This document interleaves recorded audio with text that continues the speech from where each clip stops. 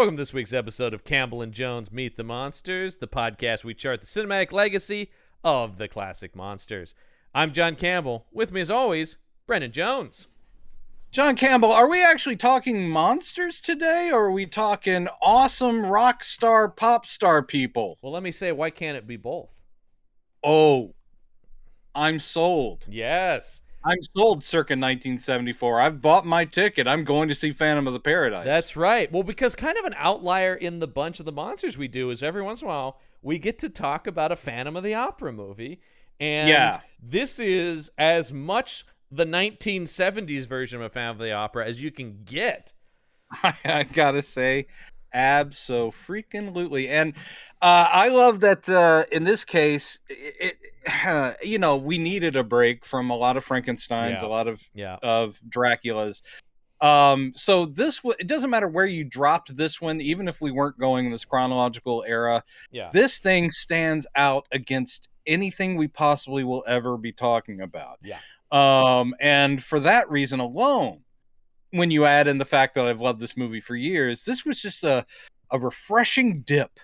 I just loved watching Phantom of the Paradise again. Yeah, me too. I'm a big fan of this movie. I assume. I mean, I came to it somewhat recently, and by that I mean like in the last 15 years, because I saw it. I first heard about this from a recommendation of one of my favorite modern filmmakers, Edgar Wright, who talked about this as one of his favorite movies. And anytime there was an extensive period of time between in the mid 2000s there when little teenage film nerd me was just writing down anything like Edgar Wright or Quentin Tarantino dropped by name in an interview. So I distinctly remember an interview with him where he mentioned this and Danger Diabolique and going out to running to see both of these movies, running to watch those because he was talking about them I believe in conjunction with Scott Pilgrim versus the World. Sure. Yeah. I can see both of those as being kind of influences. And I have a love for Danger Diabolique as well. It's a much different movie than this. What I will say about both of those, and I'm pretty sure Mr. Wright would agree, and I call him that out of respect. Yes. Is I have a feeling he would agree with the fact that these are great movies. These are failures. Yeah. But they're great failures. Yes. Neither of those movies, more so Danger Diabolique, but neither of these movies that we're talking about at the same time really cohese or work all the way through, but there's so much great in them. Yeah. And they're honestly, as failures, more interesting than some of the most successful movies that were their contemporaries. Like Absolutely. They're just fascinating watches. Yeah. And I still, watching this yesterday, Phantom of the Paradise, I found myself totally caught up in it again. Absolutely pulled in to the vibe of this film. And this is totally a film, and this is why I besmirch no one who doesn't dig this movie, because you're either all in or all out on this thing, I feel like. It's very true. There's no halfway in on Phantom of the Paradise. I'm not sure exactly what buttons it's pushing for people or not pushing, but it is interesting, even among friends of mine who, they were all of a kind of similar mind about some pop culture things, but I hit hard walls occasionally with this movie where they're like going, they always say, well, I get why you like it. And I suppose there's a lot of things where it is crossing. I always talk about the Venn diagram, but it is crossing. It's obviously the love of horror. Mm-hmm. It's also the love of kind of camp, the love of comic books and cartoons. And also, I'm a huge music nerd too, and it's hitting all that. And I love a musical. The music is fantastic in this thing. I immediately looked up the soundtrack and have been listening to the songs even more today after watching it. Yeah, I've had them. I've had the soundtrack for a long time. There's only 2 songs in the movie that aren't on the soundtrack. So when those show up in the movie, I'm always like, right. Yeah. I always forget about that one because I haven't heard it in a long time. Like the one about I never thought I'd meet the devil when he shows up at the Swan's place. Yeah. But no, it is a great soundtrack because Paul Williams was a great songwriter, and his lyrics he's actually applying them to the plot, the characters, and so forth. There's a wit to them. And you're like, oh, great. The other thing that makes this stand out, and we haven't touched on this, is this the best director we've covered on this show so far? Well, James Whale. James Whale, I feel, is the only really other argument we have. I agree. Yeah, I agree. Because a lot of the movies we cover are made by like genre filmmakers. Not there's anything wrong with that, or full-on schlock directors. Yeah, exactly. Guys who were doing the job, but maybe weren't like artistes in that sense. Exactly. Whereas this is a full-on fucking legendary auteur at the helm of this thing.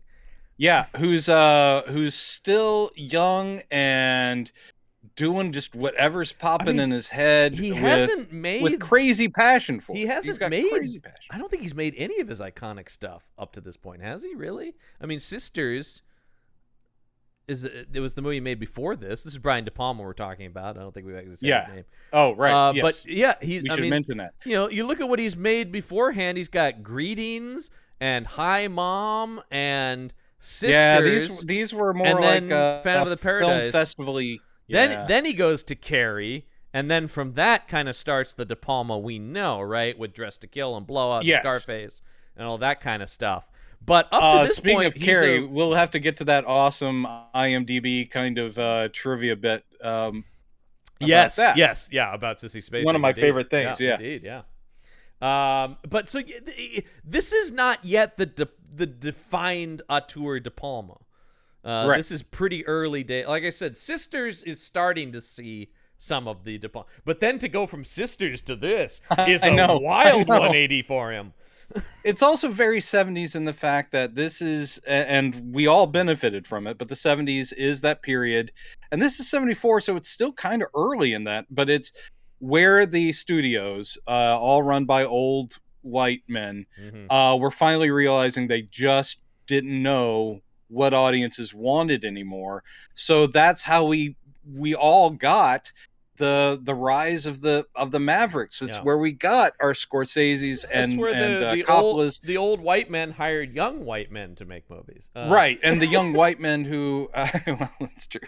The young white men who had been through film schools and also had done plenty of drugs and had experienced at least some of the counterculture. And so a new type of film was coming. Yeah, so this is like one of those things where really the studio kind of, I mean, there were compromises to be made, and we'll talk about that too, but this is where they just said, we don't get it. Go ahead and do what you're going to do. This is not a movie that screams of a lot of studio involvement. I don't think can you imagine any kind of studio notes for this? Because you look at that script, there are things that I would sit there going, hey, Brian, can we talk about this element of it that's not working at all? And apparently, based on watching the interview with him on the Shout Factory Blu-ray, he was just not having anybody who questioned those things. Because we'll talk about the uncredited writer on this thing, Louisa Rose, who co-wrote De Palma's movies up to this point. And was this where they broke? Correct, because apparently she had very different vision for this movie. And the way De Palma talks about it is like, we didn't see eye to eye, and that unfortunately cost us the partnership, but also no regrets. Like, was sort of the De Palma attitude was like, but I was right still, so it's sad that it came to that, but she was very wrong, you know. De Palma is and can be, and you know, if you saw that documentary, he can be very self-effacing and aware of, like, you know, I'm not saying that I know better than, but for his own stuff, he will always say, like, this is my thing, and so what I think about it is going to win out. He is the prickliest of that bunch of film school nerds, I feel like. He's not as cuddly as a Coppola, or who just seems like everybody's uncle, or you know, he's not the full-on social nerd that Lucas is, or the motor mouth that Scorsese is, or the populist that Spielberg is. Yeah, the friendly everybody's like kid brother Steven Spielberg. Yeah, it is true. This is always strange to me that in that group hung out together, because it just seems like, but it almost seemed like De Palma famously is the guy who was always going to be the most honest and told Lucas, man, this nonsense, this Star Wars nonsense makes no sense. Yeah. And also I think it shows in the kind of career he's had where it almost feels like he's accidentally had mainstream success in some places. But Right, it's not because something he sought out other than a that the other couple of guys times did. in his career, he doesn't really aim for it. No. He's just going to do the movie he wants to do. And him at his most like pure De Palma is not very approachable by a mainstream audience. No. Yeah, and I think it's and I think he's effectively retired from filmmaking, if not officially. It seems like Didn't he do one in Europe or something that I haven't seen, and then said he was kind of out? Yeah, he's cropped up a couple times in the last 10 to 15 years, and every time it seems like he's just pissed off more and more, and and it seems like Hollywood has had enough of him, and anyway. Well, anyway, it is he's a it is fascinating true figure to me. No, he is to me as well. But I mean, it's similar in a way to, and it grieves me to say so, but it's similar in a way to Gilliam in the fact that there are people who, not because they're being assholes, but because they are actual artists who have vision. And if that vision no longer is making the big paydays, Right. they will have to, and Orson Welles going all the way back, Yep. they will have to scrabble for the rest of their lives for independent backers and money, and then make a movie that again is not going to catch the world by storm. No. But people who've enjoyed the films of those creators would sit there going, "Oh, great! I feel comforted because there's another movie by this guy, and it's got their stamp all over it." Yeah, I mean, looking 2007, he makes a movie called Redacted, then a movie called Passion in 2012, and they directed something called Domino in 2019. I've never heard of any of those movies. I have heard of Passion and Domino. I'd never heard of Redacted. Redacted, yeah. I think Domino is that European thing that he did. Let's see. I don't. Yeah, that one I didn't even seem to. Domino, yeah. That's why God gave you Netflix. You'll be able to catch up. Nikolai Coster-Waldau. I like him. Who doesn't like him? Yeah, he's great. And Guy Pearce. Oh, this is not a bad cast. Well, he's gonna get some names. Yeah, but yeah, this even looks if like this thing disappears, they'll have gotten some interesting collaborators. It really. This actually seems like something I would like. A police officer seeks justice for his partner's murder. Okay, that sounds pretty generic, actually.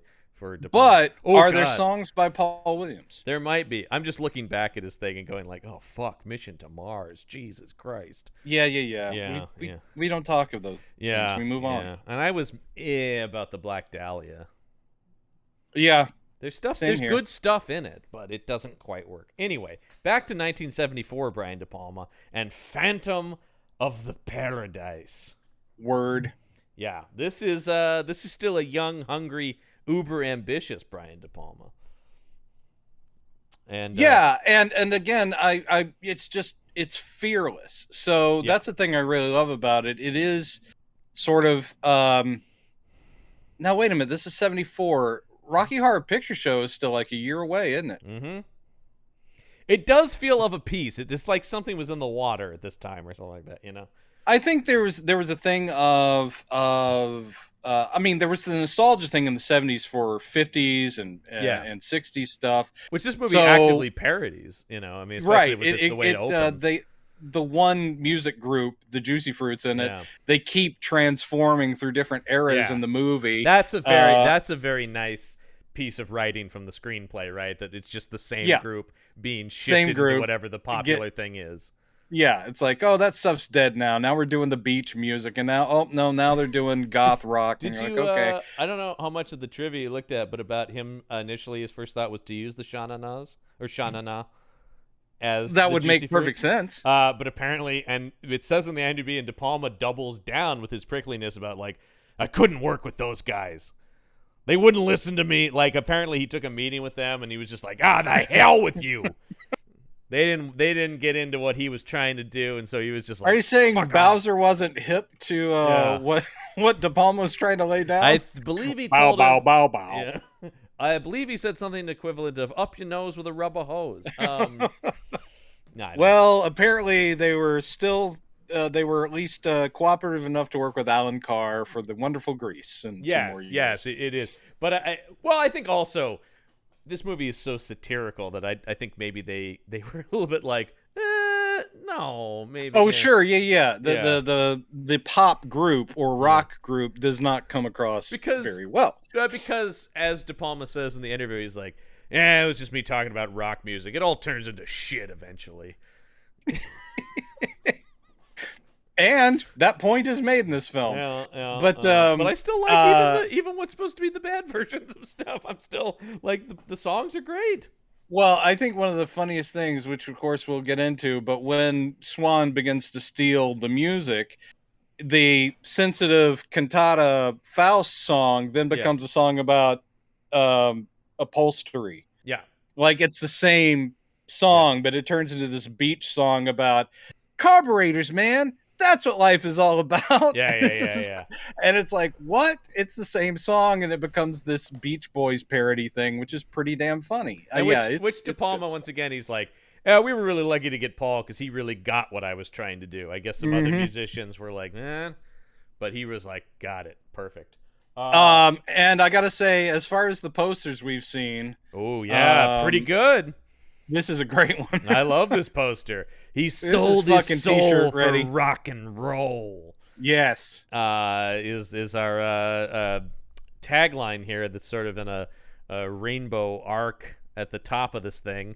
And then we have a guitar, but instead of the neck of it, it has Paul Williams' cackling head. At the very top of the guitar is Paul Williams' head, and these big neon stars on either side of him. Just upon a quick glance, before I got to take a look and see this connected guitar, it does look like a Paul Williams Pez dispenser. Which I would get. Yeah. Sold. I'd get in a second. Sold. And then then you have the neon stars and the lightning bolt, which actually becomes a story plays into the film. And then split on either side of this guitar is our titular Phantom in his cool kind of hawkish helmet. The bird themes, which again, you're like, Brian's going all over the map with the stuff he's putting in it. There are bird references. There are bird references. I don't know what it has to do with anything, but I know it is a running thing throughout the movie. So his helmet is very, very hawkish, and he's holding a knife. Oh, yeah. I love the knife. And then... and he's got his steel teeth. Which is cool. Yeah, it really adds to the mystique of this character. And then on the other side, is this Beef? Oh, that's Beef. Yeah. Very feminine looking, which... I mean, Beef is very androgynous in the movie, which is part of the appeal of the glam rock. Yeah, it's problematic for people. At the same time, I think his performance is great. Well, but I think that Garrett Graham in this movie is locked in. He's locked in, and that's why I would say almost across the board, this cast is in on the insane tone of this movie, which makes this work. Like everybody, as insane as this movie is, everybody's playing the same note, so it actually coheres in a way. Not narratively.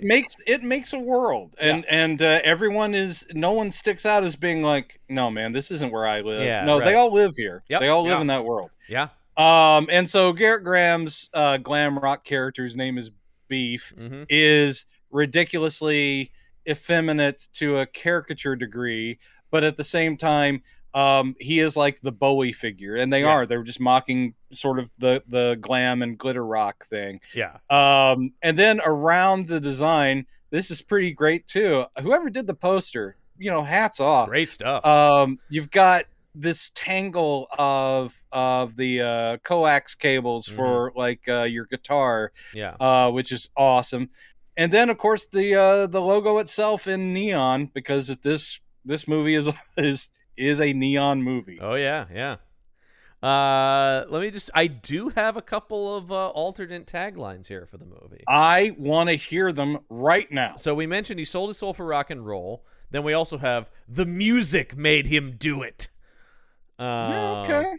This must have been like a home video release or some kind of revival screen because it's a groundbreaking cult film favorite from acclaimed writer-director Brian De Palma. And so that's obviously where they're selling it on. This is a De Palma movie. Then we have Winslow Leach as a young man who wants to create heavenly music, even if he has to descend to the depths of hell to do it. Pretty good. Not bad. And then finally we have he's been maimed and framed, beaten, robbed, and mutilated, but they still can't keep him from the woman he loves. That leans into the romance, I think, more than the movie does, but... Yeah, the movie, he brushes up against it, but it's... Because it's almost like he loves her as a singer more than her. I mean, in that Phantom of the Opera way. Right. There is some of that, but it's clear to even him at some point that, it's just impossible. Yeah. She's sympathetic because she is our Christine character, and she sympathizes where no one else does. And so, of course, it will end with her feeling bad about what happens to Winslow. But I don't think Winslow ever did sit there. He does, of course, wail in grief when he sees her and Swan getting it on. But is that because she's being corrupted, or because he loves her and doesn't want Swan getting... The movie works either way you read it. Either way you read it. I will say that was something De Palma brought up in his interview, was that in the original script, she was completely corrupted at the end and did not care what happened to him. Wow. And he goes, I don't know why. But then he's like, I don't know why we changed that, but we did for some reason. Well, that would have actually been of a piece with the tone of the movie, which is trying to corrupt and piss on any kind of romantic idea of artistry or love or getting a career in that kind of industry. De Palma was bitter and cynical as like a 20-something, wasn't he? Like, he's still just he's barely in the industry yet, and he's like, fuck this shit. That said, I mean, just the fact that it ends at that moment, we really don't know how her story is going to end anyway. She at least has sympathy for Winslow, though. Yeah, but once she realizes that's who it is dying in front of her. Yeah. Oh, what a crazy... let's talk about a crazy beginning of this movie. Fucking Rod Serling opens this picture. Uncredited Rod Serling. Yeah, but no question who it is the second you hear him. Oh, my God. Yeah, of course. And I would have killed to have been in the studio when he recorded this. What were his thoughts on this? Like, yes, what are we recording? What is this?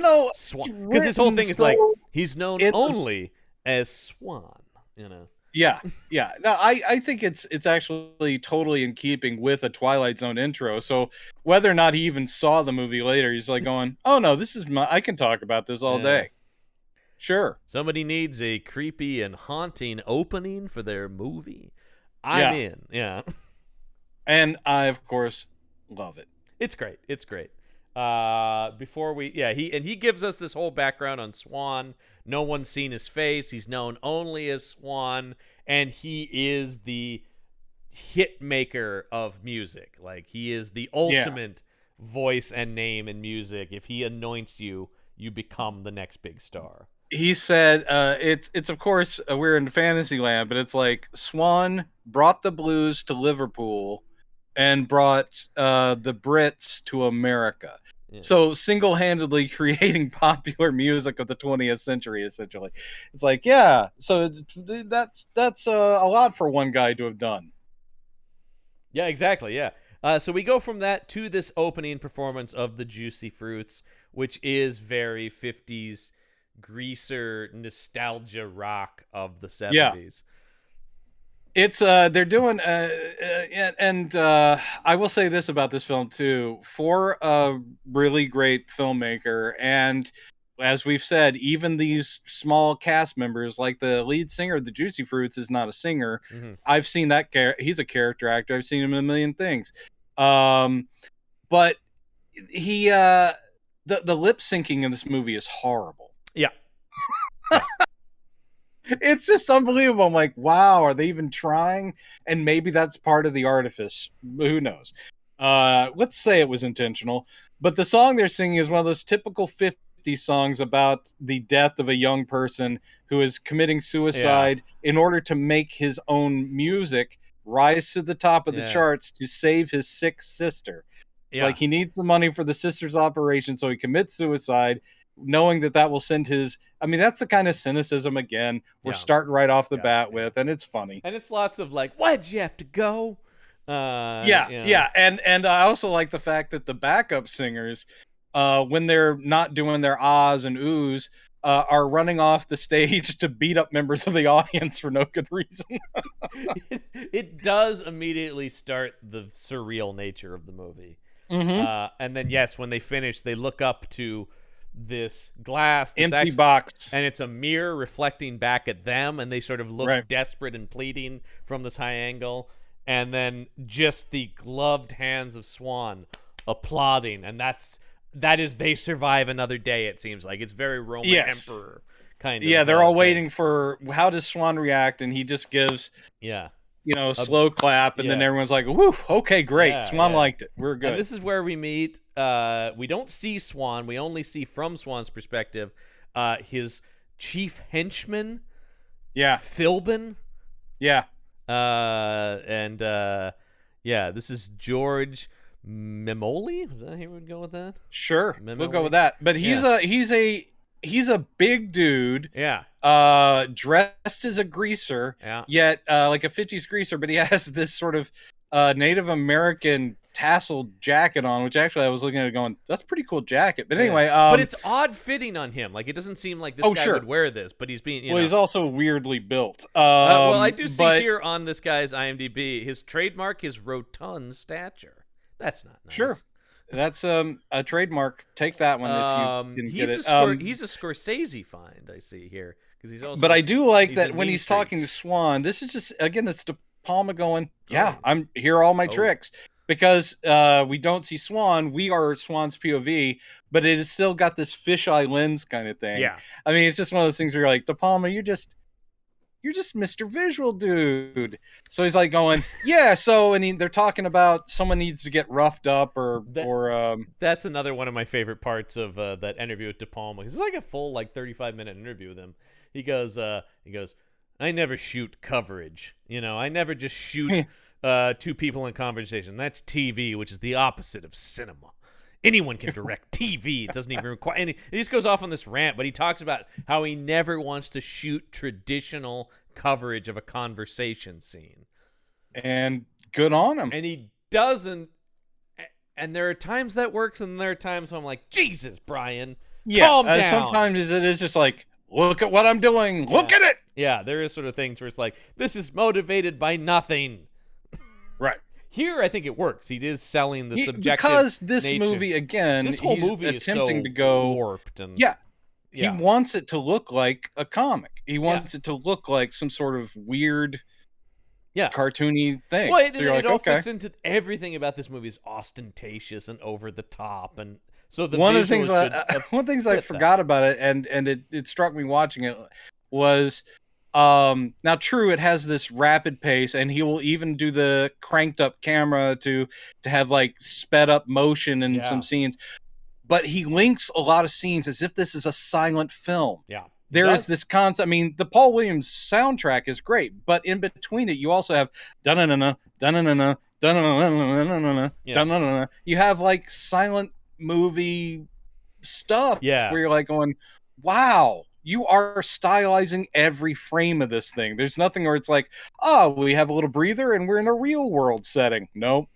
No. No. So meanwhile, Philbin is complaining about that singer girl you have me watching for. She's talking back or whatever. What's her deal? She's gotten too big for her britches. Basically, is what his point is. Yeah. And so Swan's like, whatever, forget her. She's the past. Yeah, she's the past. And then as this conversation is happening, Winslow Leach comes out and starts playing his piano song, and Swan stops Philbin dead. Is like, what's this? Yeah. So what I think is maybe this is sort of a weird tryout situation, because I guess we find out that Swan is about to open his very own big ass theater, which will be called the Paradise. Yep. And So Winslow Leach, we are introduced to him, played by William Finley, Yeah, and a De he was Palma a regular. yes, a regular, a stock De Palma guy. Really interesting look to this guy. That's the whole point, is that he is not an attractive lead. He is this Yeah. gawky, skinny dude with enormously thick glasses, big owl eyes. But the thing is, he comes out, he starts playing the song, which is clearly a Paul Williams original, and he's doing his own singing badly, but the song is engaging. So yeah, Swan stops and goes, Yeah. "Shut up, my whatever, my right hand man, Philbin." Yeah. He's like, "That's the music." He goes, "What? That guy? He doesn't sound. He can't even sing." He's like, "No." The interesting music. thing is De Palma's first instinct was to cast Paul Williams in the part of Winslow Leach. And Paul Williams took himself out of it, saying, "I am not the build you need for this. All right, I am not going to be a scary presence in the costume. All right." He knows that to see Paul Williams swing across on a rope and do stuff like that in a cape is just going to be comical. Right. So to tell you the truth, this movie, even though they shifted away from that, this movie did force me to consider him as a sexual being and see way too much of his bare upper torso. Yeah, it is. Though, again, Paul Williams was at his peak at this point and was considered, because he was a popular musician who had top 10 hits. People thought he was sexy. And I say that with a squint, but it is true. I remember him being on like the Tonight Show and stuff, and people would ooh and ah for this tiny little dude. Here's what it says here is the original casting choices were Paul Williams as Winslow Leach, Garrett Graham as Swan, and Peter Boyle as Beef.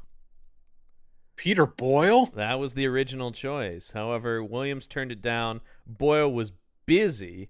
And then De Palma shifted Graham over.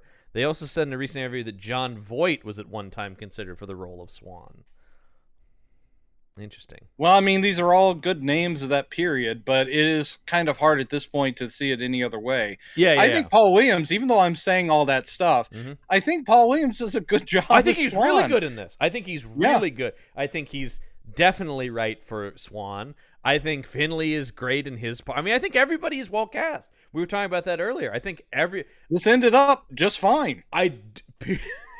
Peter Boyle as Beef is the one where I'm like, what would that movie look like? That's a different thing. Because Garrett Graham, once again, his commitment as Beef, he's so compelling every time he's on screen. And he is walking this line where it's like, okay, he is parroting stuff, but he's actually doing like full on, those are Mick Jagger moves. And there's some Bowie stuff in there. It's like that's an accurate representation of what a lot of that kind of rock looked like. He's not actually singing that. I don't picture Peter Boyle doing any of those moves. I know the strutting thing on the big heels and all that. I don't see that. A lot of just Peter Boyle going, "What?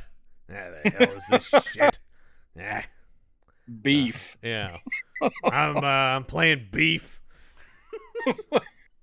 in the Phantom of the Paradise or some shit. I don't know. So William Finley is Winslow Leach, and he's doing his audition. Swan loves the music. And he goes, "That is the music I want to open my my theater with."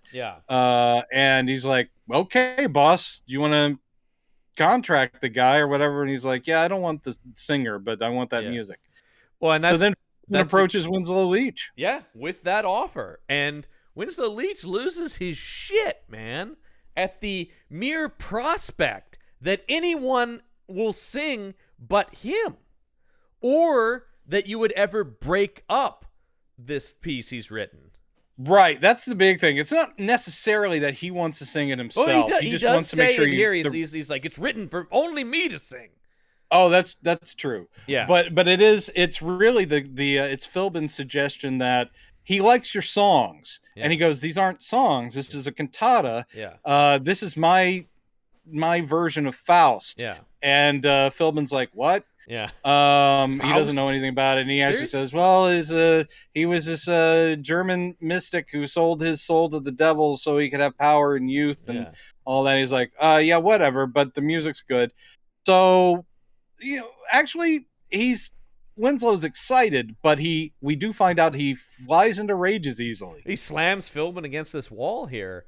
Yeah. And then he goes, well, how about, we'll sign you to a contract. Let's just borrow these songs for a little while and look them over. And Winslow's like, okay, sure, yeah.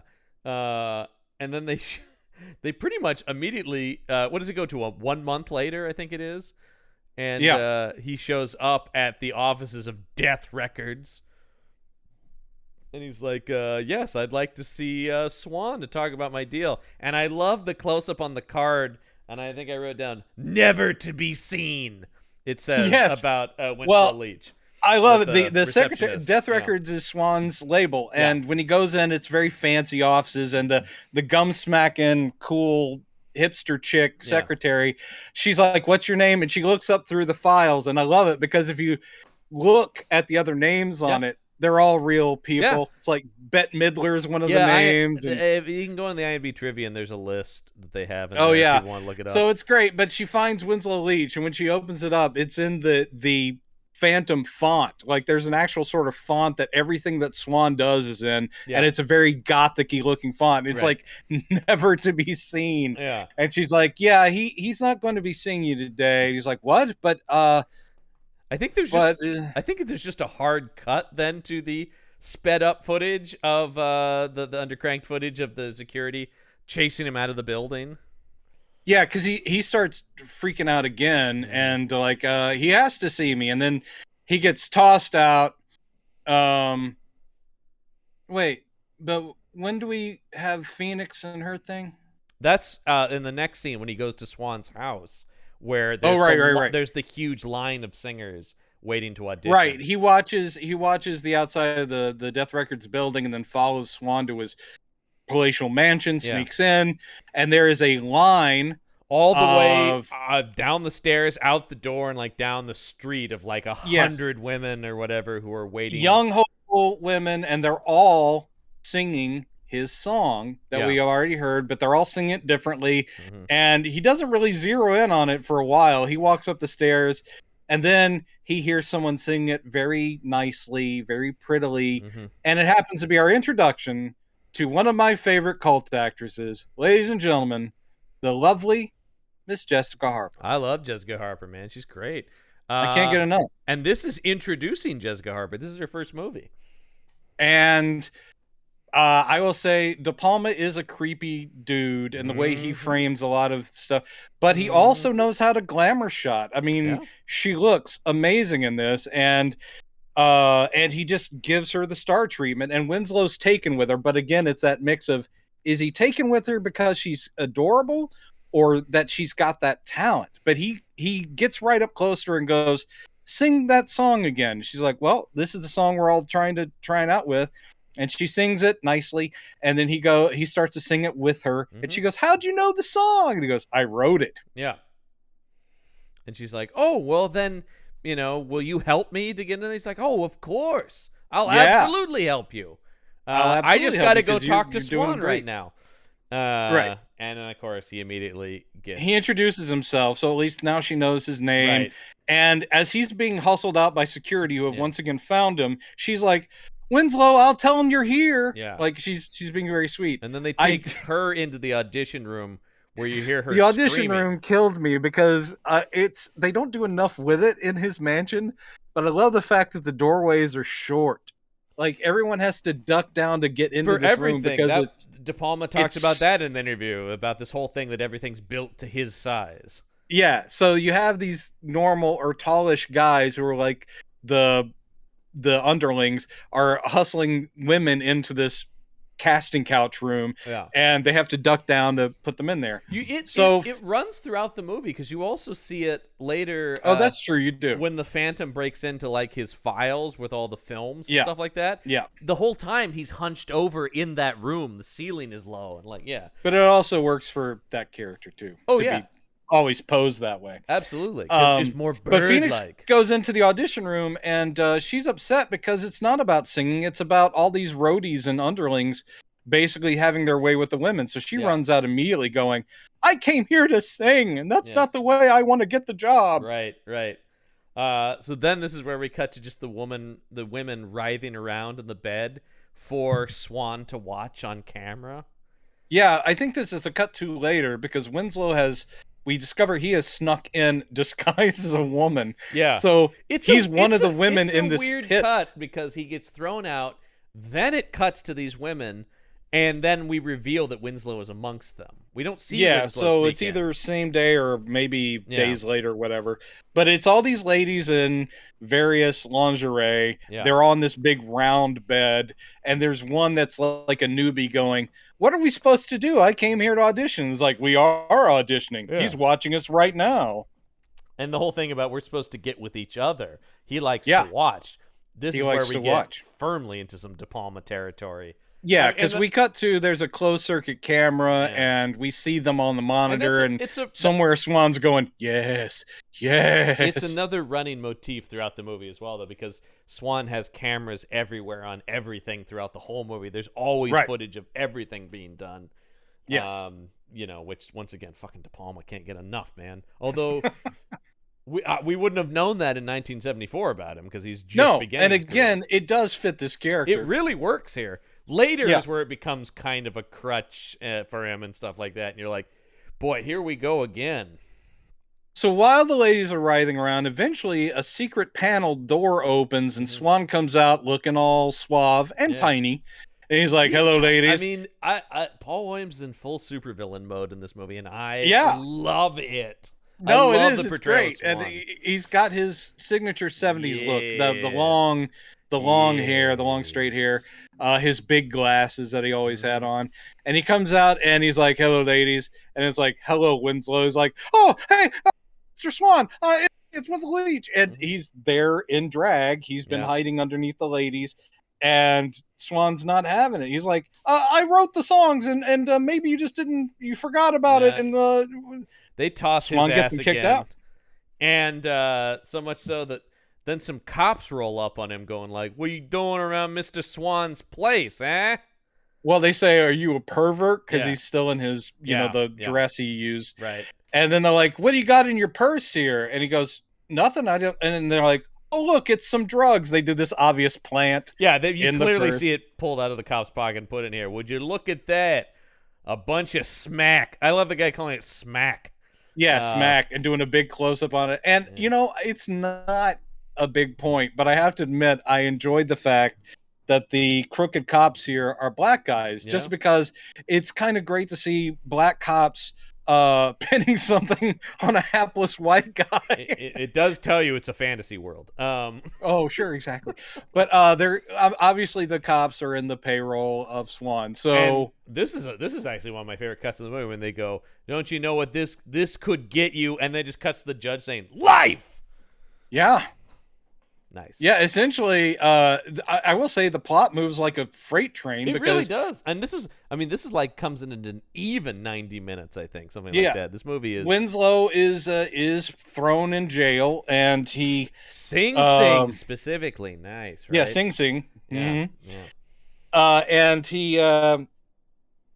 he ends up in a dental program. That Swan is... It's a Swan-backed program. Yes, like we're the Swan Institute or something. We're gonna need your teeth.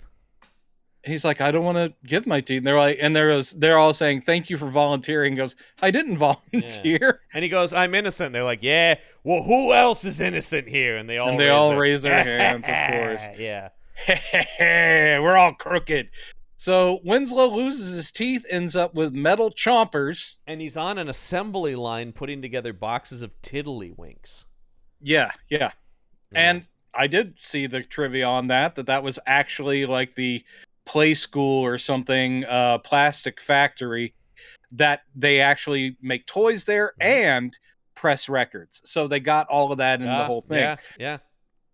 While he's working on the line, he kind of looks dead inside. He's got his metal teeth. He's making that. But then a guard walks by with a radio who's like, that's right, the Paradise is opening tonight with Swan's new epic Faust. His cantata Faust. Yeah. He's like, that's mine. Yeah. And he freaks out. And escapes prison pretty easily. Yeah. He pushes some guards out of his way, and then it cuts to a box falling out of a truck in the middle of the road, and Winslow comes out of the box. You're like, oh, he's out of prison. Yeah, he shoves guards, then he jumps into a box on a like a conveyor belt thing that rolls down, which I love. And the box just conveniently loads into the van and drives away. That just can't be stopped. It is a cartoon. It's just a cartoon. That's what I'm saying. I love about the vibe of this. This is a movie where that can happen. That's what I like. But the box falling out the back of the truck and then him getting out of it, it just reminded me of After Hours. But so yeah, he gets out and then he's on the hunt. Yeah. He goes back to Death Records. He does. He bursts into the records, the Death Records, and just demands to see Swan. And when he isn't seen, just starts fucking shit up in there. He fucks shit up. He's knocking records off the wall. He's smashing. He gets chased by security. Panels of glass. He runs into the record processing plant. Yeah. And there's an interesting little piece of trivia about this scene. I like this. William Finley was almost killed doing this. Well, they were like, okay, well, the press, because they're using the real pressing plant, real record press, and they're like, we'll put stops on it so it can only go a certain, far. It says he was worried about whether the machine would be safe. The crew assured him it was. The press was fitted with foam pads, which resemble the casting mold in the press. And there were shocks put in the center to stop it from closing completely. Unfortunately, the machine was powerful enough to crush those, and it kept gradually closing. It was Finley's speed and timing that saved him from being seriously hurt as he got his head out just in time. The scream in the film was, in fact, not acting. That is great. Yeah. But, I mean... really almost pressed this dude's head. Yeah, this far that might be it for me in De Palma at that point, but Finley kept working with him. Yeah, he was like, he's got my back. Up to his last William Finley's last film before he died was The Black Dahlia. Wow, that's great. Yeah. But I also respect the fact that De Palma's like, no, buddy, don't worry about it. It doesn't matter if anyone never hires you. You always got a job with me. Mm-hmm. And Finley was fine. He's a good actor. He is, yeah. Also, I like this note here that Brian De Palma was the filmographer at Finley's wedding in 1974. Not many people can say that their wedding video was shot by Brian De Palma. No. What's with all the split screen and voyeur nudity though in it? That's the thing that got me. My fiance did not know you were filming when she was taking the shower. Yeah. That is and I'm pretty sure that's your voice going, yes, just like that. Perfect. That's it. So, in keeping with the theme of our podcast, I should note that as ludicrous and wacky as this movie has already been up to this point, and don't worry, it gets wackier, it is hewing pretty closely to the Phantom of the Opera story. It is. You have a disreputable person stealing the music of the passionate composer type person. Yeah. Now, true, he wasn't born disfigured. No. We're going closer to the Claude Rains version we watched. Yes, this is very close to the Claude Rains version. Yeah. Because here in the record press, Winslow survives, but he's horribly mangled. I actually like this much better than that silly acid thing that's in the Claude Rains version. But similar to that, of course, Winslow runs to the nearest body of water and jumps in. And then because also the cops are still after him. Yeah, we immediately see the headline that says, "The Paradise opens tonight," and then also it pans down to Winslow Leach dead. Box. Songwriter Winslow Leach is dead. After they never found his body. But haven't you guys ever seen a monster movie? Of course he's still alive if you didn't find the body. So then we cut to this POV shot from Winslow's perspective, approaching the backstage of the Paradise. And I do love these goons who are chit-chatting, and they take a look at him and like, ah. It's also pretty amazing how, only a couple of people see him because he keeps like pausing, ducking. But it's still amazing how many people do walk by him. Like the person who's coming out of the wardrobe closet, and then I'm like, you don't see this weirdo coming up the stairs? Whatever. But that's the whole thing is we're seeing... talk about the comic book nature of this. This is so comic booky, the idea of like, oh, yeah. now I need a costume.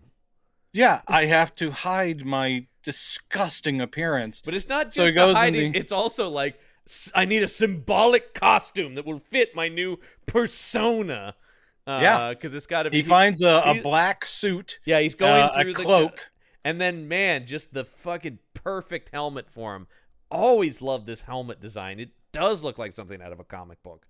It's great. Yeah. It's no lie an awesome look, and Yeah. it actually reminds me somewhat of the helmets of the Gotcha Man Battle of the Planets Oh, very anime much so. Very much. with their bird helmets. Very similar shape. Yeah. But so yeah, he's got his look now, and the Phantom will haunt the And then paradise. here we get. It's been a while since I've seen Sisters. I don't know if he does in that, but an early De Palma signature of the split screen. This scene is it's impressive. It doesn't quite work, but still you're like, God, the balls on De Palma. So what it is because he in the interview once, and he goes, I was just doing the beginning of Touch of Evil. Yes. Out in the theater proper, the Juicy Fruits, who are now called something else, but they're doing the beach. It's here in the IMDb. Where is it? Because they credit them as each of the bands. So right. It's the Juicy Fruits, the Beach Bums. The Beach Bums. Okay. So now they look like the Beach Boys. They've all got blonde wigs on. Yeah. And they're doing the beach version of one of Winslow's songs. So they're rehearsing. We're hearing that. Yeah. Backstage, concurrently, because it's a split screen and two cameras, so the scenes are going on at the same time. We do see Winslow pop a cartoony bundle of dynamite into a prop car that's going to be wheeled onto the stage. Yeah. And we do see Philbin talking to, I guess, one of the band members has got some problem or is high, or he's freaking out. And he's like, here, take some of these. There's a constant thing where people are being handed drugs. Yeah, you'll see it later with Winslow when he's composing. There's a lot of like, here you go, this will pep you up. This will pep you up. Yeah. So it does that. It sort of moves between the two scenes. Eventually they correspond with the prop car goes push on stage. Swan's watching all this from up on this balcony. And then the prop car explodes. Yeah, people are screaming. And I thought it was supposed to kill the Beach Bums, but they're back. Yeah, they are. Later in the movie. They are, but they're also dead later in the movie, too. I don't know if they're pretending. They're pretending, but I'm saying I don't know if that's something. I don't know. Here's the thing about this movie.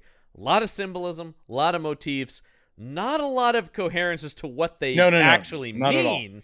It's a little all over the place. What I love about it, too, is that it is essentially an outline Phantom of the Opera, but it's like De Palma could not stop himself because it's also Faust. Yeah. It's also Frankenstein.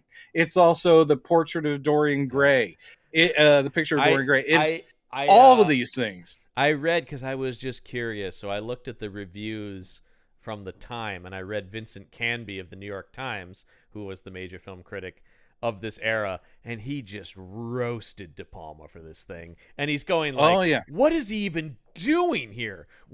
He keeps calling it a parody, and he's like, I don't understand. It's a parody of Phantom of the Opera, but it's a parody of Faust, and he's basically like, pick a lane. What are you doing? This is nonsense. I read that same review and a bunch of others, and it's amazing how many people were getting on his ass about it being a parody, but it's not a parody. It's not a parody. It's a pastiche. It's pastiche. It's satirical. But it's parody, satire and parody are not the same thing. And I'm sorry, very much dead Vincent Canby of the New York Times, but Mr. Hoity-toity film critic feels like he should know that. Yeah, and it's not satirizing what he's talking about. No. It's actually not satirizing the source materials. It's satirizing the music industry, it's not. It's like also a key mistake is parodying things that are already self-parody, and I was like, is Phantom of the Opera self-parody? Yeah, I read that same review. What? There are plenty of things you can criticize about this movie, but he was picking the wrong things. Latched onto some really weird aspects of it. Yeah. Then I'm just like, yeah. And he And for basically, those of you who are wondering, yes, later after this, John and I will find him and beat the shit out of him. yeah, Brandon, I do have the Google map here of the cemetery he's buried in. Great. We're gonna Great. kick the shit out of his corpse. It's not the first time we've done this, of course. Oh yeah, I was No, gonna we say, will he died. dig up dead people and make them pay for their bad choices. He did see. Yeah, he did die in 2000. I'm like, he has to be dead. No, he's long dead. Yeah, long dead. Oh, he was the chief theater critic at a certain point too. Oh, for the love of God. Well, I mean, this was not a movie that was going to work for a Vincent Canby. It is the kind of movie you'd expect a Pauline Kael to like, and guess what? Pauline Kael liked it. I was trying to find a Roger Ebert review, and I couldn't, because I feel like Ebert might have liked this too. This does seem like something he would have wholeheartedly loved. Yeah, I know. But couldn't he? I don't know. He wasn't. I don't think he was chief film critic. Well, maybe he was in '74. Anyway, so yeah, it doesn't kill the. But I love it. The bomb goes off, and people are screaming, and Swan is just like, Yeah, it's pretty great. The Swan's just kind of like, well, that's interesting. Yeah. Seems someone has a problem with my... And he knows it's Winslow right off the bat. I do like that, too. He rolls back. Once again, he's got cameras on everything. He rolls back, and he sees Winslow in his Phantom outfit up in the corner when the bomb goes off. Yeah. And then, because immediately Winslow's next move is to go after Swan, and, oh, this is such delicious supervillain acting from Paul Williams. Oh, it's good. Winslow busts in, grabs him by the throat, and he's just like, hello, Winslow. I know. I do love that. I love the fact that he's not shocked or stunned by that. He just goes, can I say, hello, watching Winslow. this, I kind of wish Paul Williams was a Bond villain. I think he would have been good. He would have been great. Hello, Mr. Bond. Just, take the same approach as this. And, I mean, oh, man, I know. I'm watching this going like, I want to see Paul Williams in more movies. I mean, he was in some movies. But, he was sort of a personality unto himself a lot, though, It's true. And though, again, he had chops, which is probably why Andrea Romano looked him up for Batman the Animated Series. I mean, the whole, not to get off on that, but the whole genius of that show was she made a lot of out of left field casting choices in that thing. And he was a great great Penguin. John Glover was a great Riddler, though. Again, the casting was once perfect again, and she grabbed people who weren't inherently voice actors, or in some cases, Paul Williams not even really an actor. I mean, no, kind of, yeah. But then you see him. The fact that he's doing this and he's pulling it off, as far as being, creepy supervillain guy, and then you see him in something like, you see him in Smokey and the Bandit, and he's doing a completely different, comedic persona, which is very funny. The whole Big and Little Enos thing, and he's doing a Southern accent, and he's great. Then you go to the Muppet movie, and we just love some Paul Williams. Love on this podcast. Paul Williams. And by the way, if you have not seen the documentary about Paul Williams, highly that's a heart tugger. It really is. It's a great documentary, though. But also, no surprise here if I tell you this. This is a absolutely favorite and influential movie on the band Daft Punk. Oh, yeah, of course. They basically, I read that too. They saw it when they were like 12 or 13. And they're like, it influenced everything about their lives, basically.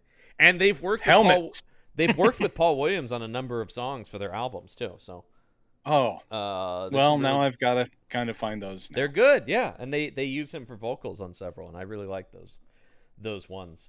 Anyway, Swan is just... What I love is Swan is never taken aback by anything in this movie, almost. Yeah. It's all just like, yes, I foresaw this. Well, I mean, he's that supervillain mode. He is a supervillain, and we'll find out, what this diabolical source of his power comes from. And so, he's untouchable and fairly immortal at this point. His first move is to whip this mask off of Winslow, too, and that shuts Winslow. That immediately takes away a lot of Winslow's strength, and all of a sudden, this much larger and more imposing figure is recoiling from Paul Williams, which I like a lot. Just it's great. Physicality of it. He's and also, at this point, Winslow not only is physically messed up, he cannot speak, so he's Right. just gargling. And it's great to have Swan going. He's not thrown by anything, as you say. So Yeah. he's sitting there going, "Oh, you can't even talk, can you? Oh, Wow, you really got messed up in there, didn't you?" yeah. It's pretty awesome. And he's like, he's like, but what you can do is write the rest of this for me. You know, He's like, "Why don't you work with me?" He goes, "Here's the thing. I think you are a genius, and I want to work with you. And so we're not enemies. We don't have to be enemies." Yeah. And it all seems too good to be true. Well, because as he walks out, once again, the supervillain or Bond villain line delivery of him going, "Just trust me, Winslow." And Winslow walks a little forward, he goes, "Trust me." Yeah, it's And you're good. like, oh, I love it, man. Wait, does he sign the contract in this scene or not? He does not sign the contract. Okay, all right. Because I think you're meant to kind of, he offers him, that's where Winslow walks out of frame and he says, "Trust me again." And then you see Swan auditioning singers, and you're not aware Winslow's there until Phoenix sings. And I think you're supposed to sort of go like, well, did he take it or not? Until he's revealed here. Because, we have Swan, once again, always perched birds above everything that's going on. So they're auditioning, once again, a big line of singers here. And Phoenix is in this group because we see a few people audition, and he's like, "Nah." Yeah, next. Terrible. Yeah, exactly. And then as soon as Phoenix walks up, you see the Phantom's hand touch Swan's shoulder. Yeah. Well, he clearly remembers her, and he's like, "This is going to be good," and it is. Now, here's the thing. Like I've already said, it's a fine debut for Miss Harper, and she's so winning. She can really sing, so that's also great. I will say her dance moves in this scene, and then that we see later when she's on the stage of the Paradise. Now, they're true to the period. These are not flattering. The sort of chicken strut thing that she does for the whole song. I found like, it no. somewhat endearing, though. I don't know. Oh, sure. I mean, she's so adorable. Yeah, that's she looks like she's 4'8" or 4'9". Yeah. She is a tiny woman, but still, she's very 70s out with the hair, and she even starts off with a fedora on that she tosses off. And you're like, oh, that's great. Ooh, I think it's very winning the way she sings her way off stage, Yeah. and when the song's over, she runs back out to get her hat. It's very cute. IMDb has her listed at 5'4". Okay, she is tiny though.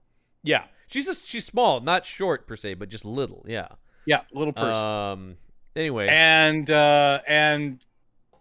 Swan looks at the Phantom and goes, "She's good, isn't he? Yeah, isn't she?" And the Phantom just nods. Again, he's not talking. He can't talk at this moment. Yeah, exactly.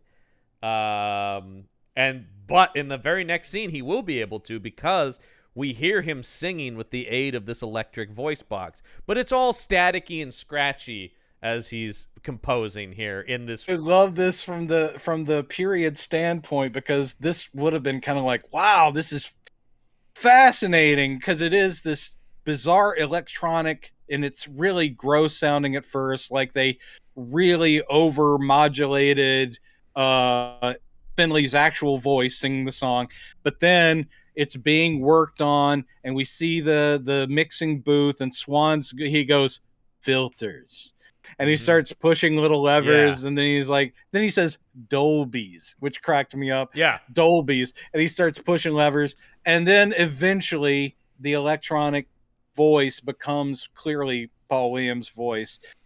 So he has created a new voice. This reminded me of Fibes. Because of course Fibes can't talk without plugging into that phonograph. Which, I mean, De Palma's obviously referencing, right? Yeah, I would hope so, and a good choice to reference. So absolutely. I mean, Fibes has a lot of this kind of stuff too. I was looking to see Frampton Comes Alive comes out the next year, which obviously Frampton does a lot. The vocoder. Yeah, exactly. I don't think they're using a vocoder. No, I think they're doing something different, but definitely the electronic voice sounding stuff. It was still like it rock was and pop. Was very new. Yeah. It's like, what the fuck is this? Do you feel like we do? Yeah. And once again, just lit up Daft Punk. They do a lot of that in their stuff. So, perfect. Yeah. So he's anyway. He says, Oh yeah, he says, "I want you to rewrite all the songs for Phoenix, for her voice," and this is where he has him sign the contract. Oh, right. I just wrote down, "Gee, do you think contract is, dare I say, Faustian?" Yeah, I know. It's like, come on, Winslow, aren't you going to mention it? I will. Yeah. Well, because he's Uh, reading through but- these things that are obviously these Faustian sort of things, and I love Poe just going, "Oh, that has to do with transportation and such." yeah. So it's like, so this is, and again, when you see the contract, it's in this spooky font and the whole thing about, and it's massive, and it it's good. yeah, you will belong to Swan as long as and he, whatever he asked for, you got to do, and da. And he's like, you can read it at your leisure. Yeah. Don't worry about it, Winslow. Read the whole thing. And then he's like, all right, I'll sign. And then he stabs Winslow's finger with his pen. What is it causes blood. He has some line there where he goes, "I find ink so cheap." Yeah, it's Paul like, Williams rules this in is more movie, binding. Man. Yeah. The party of the first party gives the party of the second part and his associates full power to do with him at their pleasure, to rule, to send, to fetch, or carry him or his, be it either body, soul, flesh, blood, or goods. That's a transportation clause. Yeah, that's it. That's on the IMDb I know you quotes. have to have read that from somewhere. Yeah, it's on the IMDb quotes. Yeah, I'm not. But wouldn't that be insane if I just from memory was like, it's the thing? And it's but in this scene, the thing I love is fun. when he's walking out, or he's like going, "Yeah, you got to rewrite this thing." He goes, "You've got a week." Yeah, it's just sort of, he goes, a week, okay. And so this is where we get our montage of Winslow writing the songs. We're seeing Jessica Harper practicing. There's a clock going by to imply time is passing. Yes. Never not on the nose, this movie. Subtlety is not its forte. No. Nor would I wanted it to be. And then I did write down this line when Swan is looking at the new pages. He just goes, "Tasty, Winslow. Tasty." Yes. Yeah. And then Winslow, of course, even though he's in the helmet, we can see that it's because he's just nonstop doing it. He's sagging, and then there's like, "Here, take some of these. These will help." So again, more drugs. He does open a briefcase full of pills. Yeah. Which I love. It is. See, this is the satire. It's not a satire of Phantom of the Opera. No, it's not. It's a satire of this. He's only using Phantom of the Opera as a narrative spine to hang his satire on. It's not. Yeah. Yep. Yeah. It just gives him a story to go with, and same thing with Faust as well. Yeah. He has nothing to say about those plots per se. No, and so he is, when they're accusing him of not bringing anything new to those, is like, that's not the point. No, he knows he's drawing parallels. Like, it is Faustian to sign these deals. Anyway, then we get to one of my favorite scenes in the movie, which is Swan inside of a giant gold record that is this circular desk. I love that too. And he's having all these performers around him sing the same song in a radically different style, and he's like, "No, yay." Yeah, it's like he's auditioning like a style for the same music that we've had Winslow writing. So he's like, "No, that's interesting. No, next." You've got the trio of soul singers like the Supremes. You've got a country there's the country rock guy doing it. And then he's like, "Interesting, but no," Yeah. I just love the way this is put together. And then finally we land on Beef. Yeah. Who Garrett is actually terrible in this a little bit, but for some reason that works for him. He's like, great. Well, doesn't he say something? He doesn't say it's good as much as he goes, "I can do something with that." Yes. Yeah. But before this, even, we had seen him talking to Philbin. Yeah. This is a strange bit. It's only to move the plot along, because he goes, "Phoenix is amazing, but I'm tired of her already." Yeah. So this is the point where he's basically... He says that when he's in the Winslow gold desk already, but then and then not only is he that, he's already has the people auditioning and the lights come up, Right, yeah. So he's essentially going to turn Phoenix now into just a backup singer for the Faust project, and Beef will be the star who will be singing the songs that Winslow has been rewriting for Phoenix. Mm-hmm. So this is another thing where Swan is basically going to piss off Winslow. Yeah. And we know that's not a good thing to do. No, he's already proven his homicidal capabilities. He is the Phantom. Yeah. Of the But Paradise, at this point, because legally we don't want to get in trouble with the people who own the rights to the Phantom, Yes. the comic book Right. character. Yeah. They sued this movie. I can't believe that. I can't believe that either, simply because, but I guess every Phantom of the Opera movie has been called Phantom of the something or other. Yeah. And so there hasn't really been. I do like the title better than if it was called The Phantom. But eventually you'll get Phantom, not The Phantom. But I think Yeah. the Robert Englund one is just called Phantom, isn't it? No, it's called Phantom of the Opera. Oh, right. But there is one. Maybe Dario Argento's is called that Phantom? might just be called Phantom. But anyway, but it's not the so yes, Phantom, they 'cause have to otherwise legally do that. They're coming for you. I just And, that's I also loved in the De Palma interview where he goes, "Oh, we had a great time making the movie. Then came the lawsuits." It's just like, dude, I know you're serious and you're actually like expressing your frustration at that, but the comedy timing of that sentence is too good. Here come the lawsuits. Oh boy. Yes, as we've mentioned, Swan Song Records was the original name of Swan's record label in the movie. It had a logo, and it was called Swan Song. Led Zeppelin's record company is called Swan Song, and so they sued before the movie was released to get that removed, which meant they had already filmed all this shit with the logo and the name, and they had to go in and clumsily, but not too bad, they had to chroma key over some like marquee things and change it to Death Records and all that. And as John just pointed out, there was a possibility of the film being called just The Phantom, and it was Marvel King Features Syndicate, who owns the license to The Phantom by Lee Falk, that long-standing comic strip character, basically said you cannot call it The Phantom. Right. Jesus Christ. Yeah, I feel for De Palma. In the trivia here, they say 4 separate lawsuits were lodged against this film. And he's like, I'm just trying. And it does almost make you want to go like, did anyone actually watch the movie? Because none of this is infringing on your shit. I mean, maybe the Swan Song thing, but also not even that really. Because the guy's name is Swan. Come on. Come on. Come on. Yeah. Anyway, get off De Palma's back, man. Look at us, we're rabid De Palma defenders. Which I'm not normally. I'm pretty split on the guy. I mean, I love a lot of his movies, but I would say I equally don't care for probably half as well. Yeah, he's not one that I embrace the entire but when he hits, catalog. He hits. I will say that. Like The Untouchables is one of my all-time favorite movies. Great. Yeah, no one's gonna fight you on that. No, it's a brilliant movie. This press conference scene is next, and this is you talk about being silly and over the top. The way Swan they roll out this coffin that opens up and beef is in it. First thing, they're out on a tarmac. Yeah, the plane is flown in. Where is it coming from? Transylvania for some reason. It's like, he just got back from Transylvania. Place to be. He was talking to Dracula.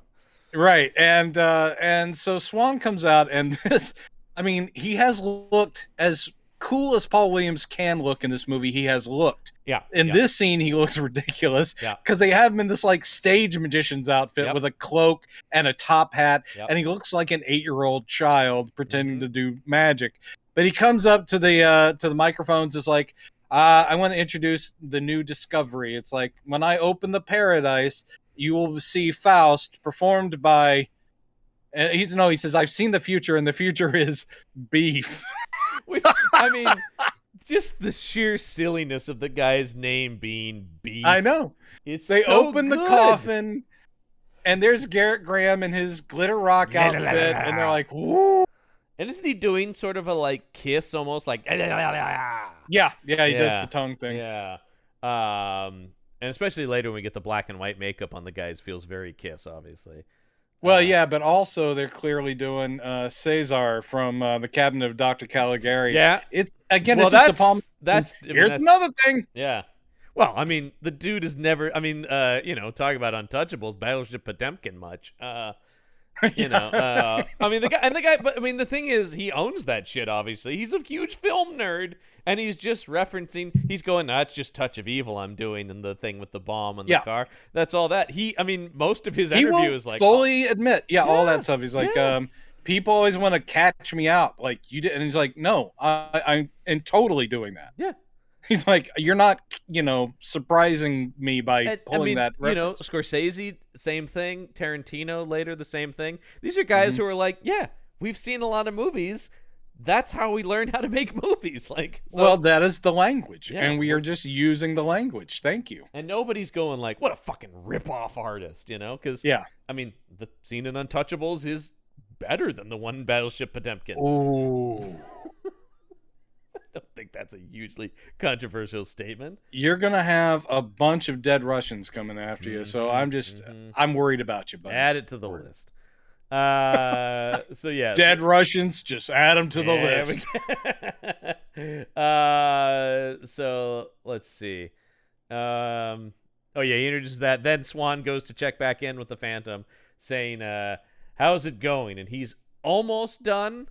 Yeah, he's like, this is the last of it. And he's like, oh, great. Perfect. Here's some more pills. And he goes, tonight's the night. Yeah. That's very unrealistic. Are you finished with the music yet? Because, oh no, it's tomorrow night. Yeah. It's tomorrow night. But he also already has the guys starting on bricking up the door. I do love that. He walks out going, you should get some rest. Make sure you finish everything. We need you tip top for tomorrow night. And the Phantom goes, yes, tomorrow night. Then Swan walks out and just nods to the guys who are already bricking the Phantom into this wheelbarrows wall. of brick, and guys are slapping cement, and it is dark, but I think that's very funny. It is very funny. It's just everything is just so outrageous once again and cartoonish.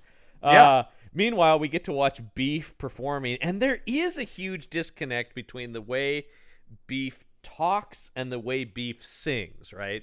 Well, because that is not his voice anyway. No, but the whole thing is he's singing with this kind of like that. Yeah. And then he's talking with this very effeminate sort that's also funny. It's kind of like, the hard rock singer, but and the whole thing is he has this bisexual appeal, but yes, he's talking very effeminately, and then he sings like this, oh, yuppa-duppa-duppa-boo, and you're like, wow, okay. And he's like, when you see him performing here in this rehearsal, he's shit. Like, it's terrible. Oh, yeah. But he also sits there, and then he goes, he has a complaint about it. He's like, well, and they're like, Beef, you're not really hitting. He's like, well, this stuff seems like it was written for a chick. Yeah. He's like, this is out of my range. This is written for a woman. Well, because doesn't he say something like, do I seem like a chick? Yeah. I wonder if that's supposed to be a joke, huh? Yeah, I know. I don't know. De Palma's getting his digs in at those effeminate rock stars, isn't he? Be a man! No, sorry. That would be more the John Milius camp. Yeah. You're talking about the hardliner of that group. I was about to say that when we were talking about De Palma being the real asshole of that bunch, I'm like, yeah, I think Milius probably... Yeah, De Palma was more... Maybe De Palma's more prickly and pretentious. Then Milius was just a fucking conservative nightmare. Which I do love Spielberg talking about Milius, just going like, we all just thought he was a man compared to the rest of us. Like, we were all just all boys. Yeah, it was all like, holy shit, he shoots guns and drinks whiskey and fuck, that's a man right there. He's the real deal. Yeah, it's like, it almost seems like he kind of scared us nerds. He's like, kind of John Ford, and we're not. Yeah. Because it is like everybody else are like these bespectacled little, like, well, you know, and when, and Miller's like, let's get some shotguns and go out carousing. Anyway, Milius is a fascinating figure as well. He is indeed. Another great Could not documentary. have come up with something like Phantom of the Paradise, though. No. But another great documentary, the Milius documentary, is really good too. And another this one I don't know of. What's that one? It's just called Milius. I will look it up. It's really good, but it does get into the stroke that robbed him of his voice and ability to type, and it's kind of sad. All right, great. Sounds like a fun afternoon. Yeah. Guy still made Conan the Barbarian though, and I fucking love that movie. So I keep forgetting. What are the most important things in life, John? What is it? Is it to defeat your enemy, have them drawn before you, and hear the lamentations of their women. Oh, thank you. I never remember that last one. That's it. Yeah, it's all about the lamentations of their women. What is best in life? Hear the lamentations of the women. Notably, he did not do Destroyer, and it shows. Boy, does it ever. Yeah. Talk about a step down between the first and second film of the series. Great screenwriters on that thing. Well, it didn't show. No. That was Roy Thomas, man. I don't think they made the movie he wrote, but what is it? What is it? It's two Marvel guys. It's Roy Thomas, and it's now I'm going to go on this tangent for just a second, folks, and then I promise we'll get right back to. It's cool. Just while you're doing this, play the Googling music that you licensed for and this. Googling. Oh, you know what? We shouldn't have licensed that one. Roy Thomas and Jerry Conway have the story by credit. Story by. So then somebody else rewrote them. But initially they were hired to write Conan, and I bet their Conan script was awesome. I'm sure it was. Those guys or they may Conan. not have written a script if it's story by. They may have literally just done a treatment. I think they wrote a script. I was listening to an interview with Conway where he was talking about I think they did write a script, and then it was, rewritten, obviously. Imagine that. Yeah. Imagine. Because what would a couple of comic book guys know about writing a screenplay? Yeah, and especially for Conan. I mean, my God. You can't be a comic book writer and write Conan. Anyway, I'm tired of the discrimination, John. This movie all right, is more of a moving comic booky movie. Anyway, yeah. Oh, the scene where Beef slips and falls and then can't get back up with his massive ridiculously tall heels. Yeah, I enjoy that. Garrett Graham makes a meal out of that. Yeah, again, I'm not saying that the performance isn't problematic because of course. Yes, it is a broad, effeminate, stereotypical performance. Yeah, but I'm sorry, everybody. I will apologize for finding it funny. He owns it. Here's the only thing I will say in the defense of its problematic nature is De Palma is parodying a persona of a musician, not a group of people. It's true. This is very much. It doesn't. I don't read this as like, oh man, De Palma's got a problem with trans people or something like that. As much as just the homosexual, as much as it is a parody of a type. Once again, at this point a pop culture figure that is becoming omnipresent and could be used cynically just to cash in on something. My favorite humanizing part for Beef is when he gets scared and he's going to leave and he's walking down the stairs and Philbin's like, "Where are you going? You're going to miss the show." And he goes, "I'm going to go see my mother." Yeah. I did like it. He's like, I also like when he's like, "Sir, I have been in the music business for a long time." Like, yeah. Garrett Graham, not just as Beef. Always great. He is another really awesome, character actor, and so specific, like a good character actor should be. Such a specific look and energy that he brings to parts. Yeah, he was a very frenetic comedic presence. That if you let him go broad, that's what you should have done. I mean, it was always sad to see him like guest star on a TV show where he was reined in. I just recently was watching Used Cars, great, which is great. Yeah. Still with us, by the way, Garrett Graham. Still alive. I'm glad. No longer seems to act anymore, but no, I'm sure it's been a while. Yeah, 2012 was the last production that he was in. He does have 2 children, though. All right. This makes me love him so much even more. He was one of the writers on VH1's pop-up video. Oh, that's so specific. God. Yeah, that's such a weird thing to have done. Yeah. Oh, also, he went on to write Disney animated films. What? He's one of the screenwriters on The Little Mermaid. What? Yeah. I can't get my voice any higher, so I just got to stop right there. Yeah. Dude, that's awesome. I didn't know that. Yeah. Huh. Yeah. Oh, he's not one of the. I should say additional dialogue, but still, he did punch up on both The Little Mermaid and Oliver and Company for Disney. Well, for me, as long as we have his performance as Beef and his performance as Bud the Chud, we're going to be okay. He was also had a gonna be recurring okay. role on. I think I've mentioned this before. One of my favorite cult '90s TV shows, Parker Lewis Can't Lose. The one that my acquaintance was also on. Yes, yeah, I know. I'm jealous. Maya that you, Bruton, who I always would ask her, like, "Come on, Maya. Sometimes he could lose, right?" And just to see her go, "No, he couldn't lose. Yeah. He couldn't." Oh, he actually went on to a pretty good voice acting career. He was a regular on The Critic. Well, he was on Gargoyles. I know that much. He did some Gargoyles. He did The Tick. Oh, nice. Yeah, a lot of cool stuff. Anyway, he had an excellent career. Yeah, as so he we're should. all Very talented gonna dude. recommend you guys track down some Garrett Graham. And of course, who could forget his performance in Child's Play 2? I may have forgotten it simply because the Child's Play series was never big for me. I like the first one. That's about where it ends for me. Yeah. I thought the first one was cool. Then from there, you're like, all right, the novelty is worn off. Anyway, I have not watched the Chucky TV show that's going now. Oh, is that actually started? I knew it was coming. It has started. And yeah, all of its continuity, man. It's taken all of the movies into effect. Awesome. Yeah, Bride of Chucky lives Perfect. on. Oh, Jennifer Tilly's on the show, yeah. Of course. Anyway, let's see here. Oh, yeah. So Swan returns to the composing room where the Phantom is just zonked out on pills. And you know this because he's passed out atop the last page of the song he's writing.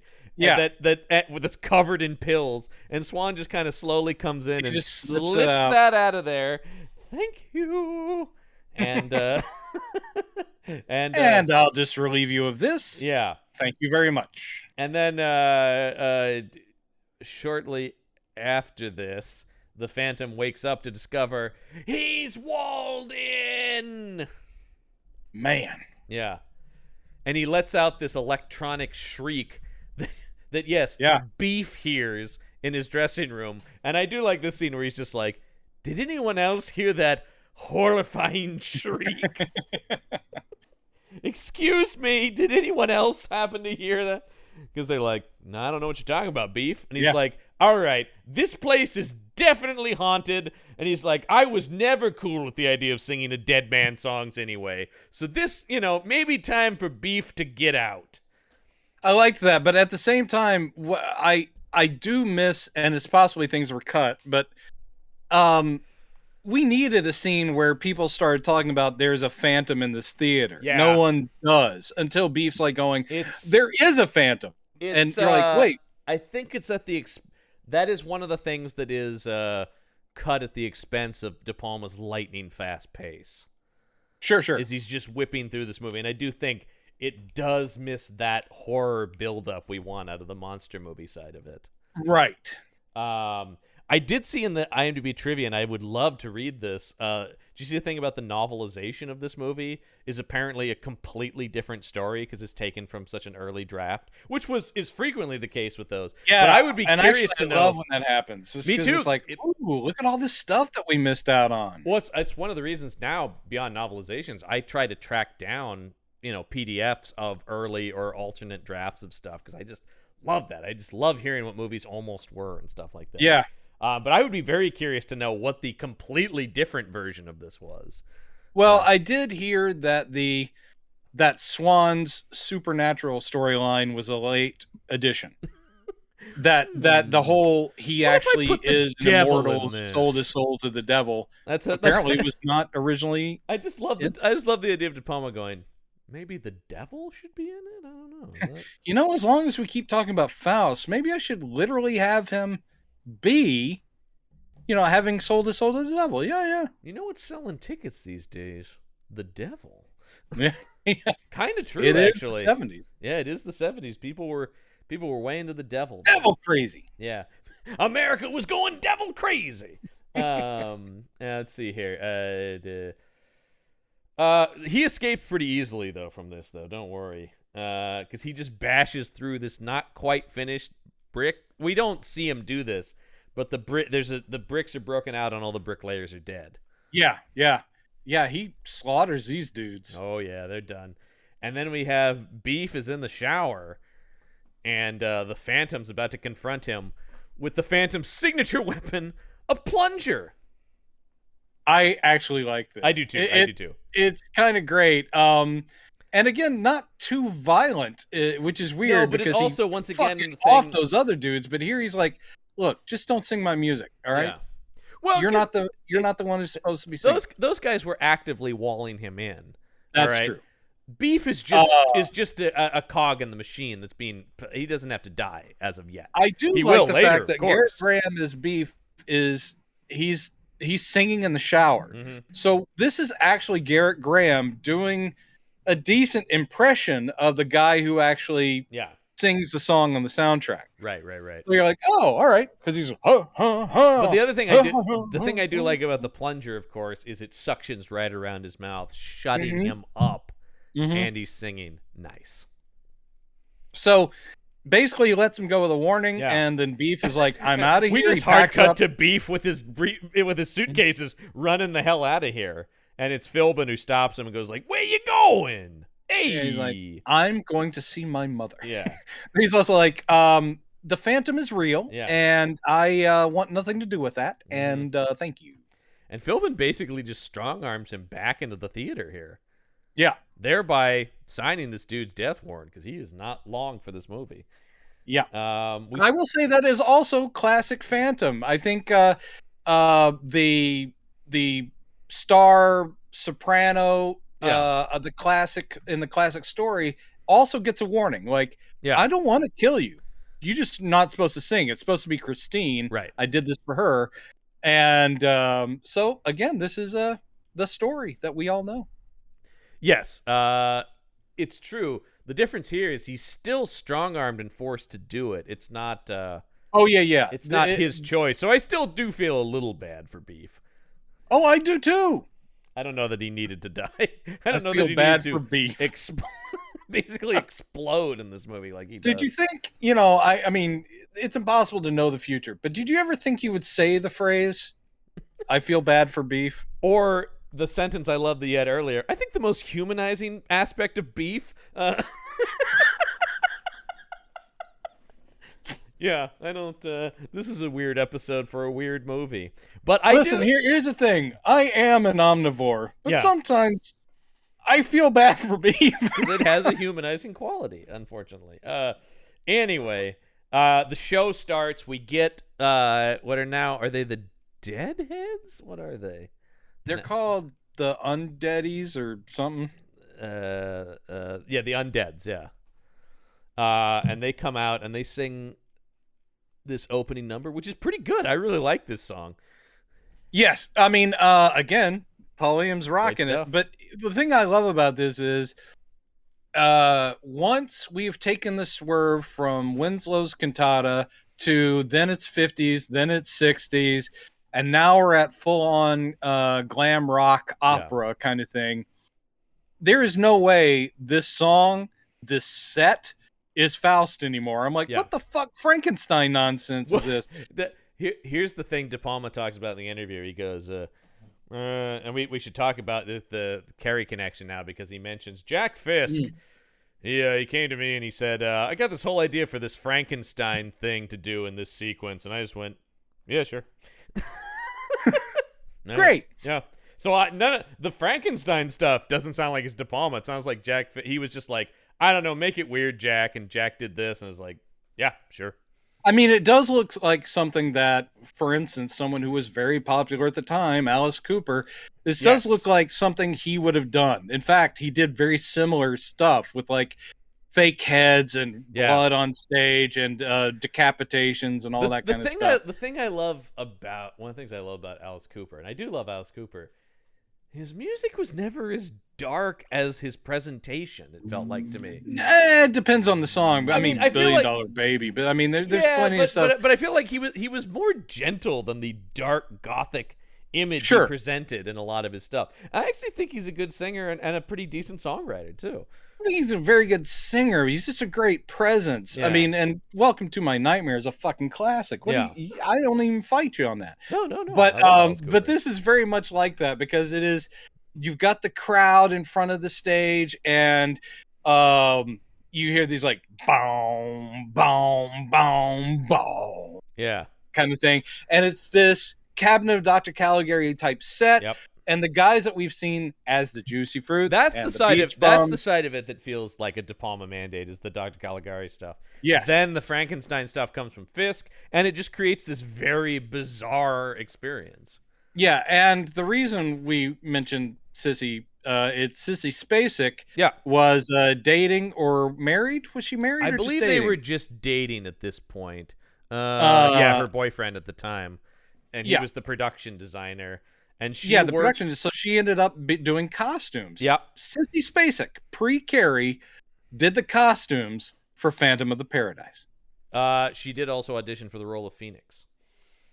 Oh, interesting. Yeah. And she can sing, as we well know. Well, and apparently the second choice for Phoenix that Jessica Harper beat out was Linda Ronstadt. Holy hell. Yeah. I'm not sure Linda can act, but I think that might have been the deciding factor between the two. But that said, that would be the only factor, because if you could have gotten Linda Ronstadt, one of the most beautiful voices of all time, and especially in the early 70s, just gorgeous. Yeah. That would have been great Phoenix, but Jessica Harper is amazing. So, yeah, like I said, I have to imagine that lived on the difference of Jessica Harper as an actress. Yeah. And she's great at this. I love Jessica Harper. But it is interesting. It's like, yeah, this is pre-Carrie, and I just love the fact that she's just in the crew. Did you see the thing here that talked about she worked as a set dresser for one day?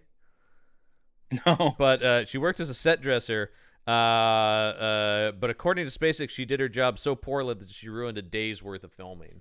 And boy. That's when they moved her over to costumes. Sissy, that was a disaster. Here, just find a fedora for Jessica. Could you get Jessica a fedora? Yeah. They are still married, aren't they? Wow, that is a very successful relationship. I just assumed they weren't. Because you have no romance or love in your They've heart. been married since 1974. They got married after they shot this movie. Man, that is... Well, good for them. Yeah. I love Sissy, but it is just interesting that this is kind of, where it all starts. But... Ooh, he's doing the new Scorsese movie, Killers of the Flower Moon, right now. Oh. He's the production designer on that. I look forward to that because I read the book and really enjoyed it. So yeah, and Scorsese's got a $200 million budget to do it. So it's going to look like shit. Yeah. God damn it. Why don't they give that guy stuff to work with? And he's got these losers, DiCaprio and De Niro in it. A couple of no talents. Ugh, bottom of the barrel. Yeah, really scraping there, man. Jeez, Marty. Fuck. Sorry. Was Craig T. Nelson not available? Jesus. I don't mean to dump on Craig T. Nelson. I love Craig T. Nelson. Yeah, come on. He's Mr. Incredible. Sorry, Scott Bakula wasn't returning his calls. Now shots are fired, sir. That is also a joke. I love. I was gonna say, love Scott Bakula, and I love the fact that I'll accept a little Nelson. The vampires of What We Do in the Shadows called him up because they thought he was a vampire. Count Bakula, right? Yeah. Turns out, just a human actor. Oh God, that was funny. But anyway, so so the whole song comes on, and basically these guys are now all gothed out with the crazy white and black makeup, and they've got these fake blades on the end of their guitars. Yeah. And they have plants in the audience in the front row. So when they're singing, they'll stab the plants with their fake blade guitars and pull limbs off of them, which are fake limbs. Yeah. And the whole thing is, during the song, they're talking about, we need a man. Who is that man? Is it somebody special like you? And they're dumping the fake body parts into a big tank a la Frankenstein. It does make you wonder, what was Winslow writing? Well, no, I think all of this gets changed. This was no longer his Faust. Right. So I don't think this is what Winslow imagined either. No, but I'm just talking about these lyrics and stuff even seem to be expressly about Frankenstein. sort of, but they also did say to Beef, it's like, you can change the key, you can even write new lyrics if you want. He Oh, goes, I guess great. yeah. Oh yeah, so it has nothing to do with anything. So At that point, shouldn't Winslow just ditch out then? Like, oh well, they're not even doing my thing anyway, so the music's his, and that's very important. I to guess him. that is true. Talk about Rocky Horror Picture Show. This outfit Yes. Beef comes out in here, and he's got when they have the lightning bolt, which is just a big neon lightning bolt, flashes on the tank, and then he busts out of the tank like he's been born. I do like the level of theatricality that music had at this time. Sure. I don't know that anybody's really. Well, I guess there are people. And I think this song is pretty kick-ass too, where it's like, "Life at last." Yeah. Salutations from the other side. I mean, it's great. I will say that I think you and I are both on board for a glam rock opera version of Frankenstein. I am. Yeah. Oh, here's my other admission, and this will paint me as a nerd. Before I ever saw this film, I saw this film in my 20s. Up until now on the show. Yeah. No, I know that has always been a doubt, but now I'm gonna finally admit it. Yeah. I didn't see Phantom of the Paradise till my 20s, but when I was 19 and I was at art school, when I should have been doing my homework, you know what I was doing? What's that? I wrote the book and lyrics of a rock opera of Faust. Ooh. When I saw Phantom of the Paradise later, I was like going, Jesus. And then you start I was like, dumping pages into that's still trash. my idea. Yeah. Well, that's mine was much more specific to Goethe and at least Faust Part 1. I thought you were going to say Frankenstein for a second. You're writing the rock opera Frankenstein. No, it was Faust. That would be cool, and though. I still have that somewhere. I remember my mom reading it going, this is really good. And then me going, yeah, too bad I can't write music. Doop, doop, no, it the wasn't end. Faust. It was Randy Newman who did Dante's Inferno. Right? No, Randy Newman did Faust. It was Faust. Okay, it was Faust. Never mind. I thought. Yeah, I listened to that one years later, and of course, Randy Newman, brilliant, and I loved it. It's good. not a good musical. It's great songs and the characters. It's like God has a couple of great songs sung by James Taylor, and the Devil, Mephistopheles, as Randy Newman singing them, great songs. Yeah. But it wouldn't work as a stage show. No. But I have heard the album, and I did enjoy it. Oh yeah, it's delightful. That guy, Randy Newman, huge fan of his. He's great. Yeah, but anyway. Yeah, so he comes out and he's singing, and the Phantom's just not fucking having this shit. And he hurls this neon lightning bolt at Beef, and Beef just goes up. It's hilarious because it is a neon sign lightning bolt. I'm not entirely it is lit up, so I guess it's got a current. Yeah, but I'm not entirely sure why it would light him aflame. No. And I don't know why it would even electrocute him. At most, it would hit him and it would hurt. Yeah. Possibly break a bone or two. This dude but he cuts the cables on it. Up it like down. cinder. You know, he's just like... Beef is holding the mic stand as the lightning bolt hits him, and the camera's doing this, like, the editing is like going, look at him, he's getting fried, and they're doing the and Garrett Graham's doing great, I'm getting fried face. Oh, yeah. He was born and then for he that is kind just of a acting. smoking corpse. Yeah. A la a James Mason. Brian De Palma said to the makeup department, and have you guys seen Frankenstein: The True Story? And they actually said, if you want, we can get that exact prop. I know the guy who has that Mason skeleton. And it's James Mason. He has to keep that. That was may I have the charred skeleton that I was supposed to be. I have a dinner party coming up, and I think it would be a delight, a lark, to have my charred, blackened skeleton sitting at the table. Dick Harris is coming over, and I really want to give him a fright. I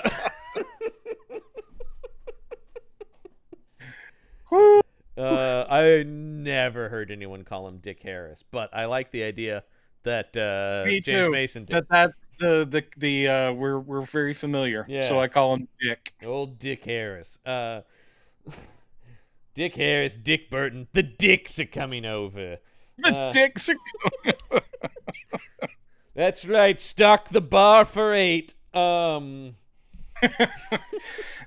be 3 of us. We're going to need 8 crates. You heard me. I said crates. I say, um, is there any distributor of alcohol in this area? They will have a warehouse. I'm going to need the keys. I, the amount of time on this show we've spent impersonating famous booze hounds of Hollywood. I guess it's true. And I will say that as the child of an alcoholic, luckily you recovered, but still, Good. I take way too much delight and glee in mocking those who have the illness of dipsomania. There's something Um, about that era, though. oh, it was and the a thing. like it feels like everyone was borderline alcoholic, and some people just Yeah. full on over the edge into And at socially the time, acceptable. it was weirdly an acceptable, like something that would be brought up in talk shows. It was like an Yeah. adorable personality trait it's, that it's, you it's were. what I've talked about, like the portrayal in the Connery Bond movies of just like, oh, Bond's gonna drink an entire bar's worth of liquor, and you're just like, no, that's a bad thing. You can't. You don't get it. That's not funny. Yeah. That person has issues. That's troubling. Well, now, like I said, you go from Connery to now Daniel Craig, and it's like his drinking, he's really got to get it under control or he can't do his job. Yeah. The womanizing, the drinking, not so fun anymore. Maybe this is ugly. Yeah. I've been rewatching MASH recently, and I will say that's Oh. a similar age. I mean, I love it, but it is just like, man, The they're fact just, that they have their own still. yeah, they're boozing it all the time, and the non-stop carousing of the nurses. Oh my god. And like they go like, oh yeah, Trapper John's got a wife back home. Whatever, he's fucking 3 nurses right now. You know, it's just like Jesus. At least Hawkeye was single. Anyway, back to this movie. Yeah, so he kills Beef, lights him aflame. Audience loves it though. Oh man. Well, that's another one of the satirical Yeah. things. We also see that at the end. The audiences eat it up because is it theatricality or are they just so off their fucking domes that they're excited by all this bloodshed and mayhem? And so basically it Swan's reaction once again is just like, all right, Winslow, well played. Have Phoenix sing the lead. You know, Yeah. it's like, well, Like, all right, I guess so. Yeah, and so they send out Phoenix. And the audience loves her too, man. She's great. Well, she comes out to calm them and sings like the and we pretty see ballad. the Phantom operating the spotlight, and he puts it on Yes. her. It's all once. Yeah, it's I like that. it's That's good. nice. It's good stuff. So she sings. It goes well.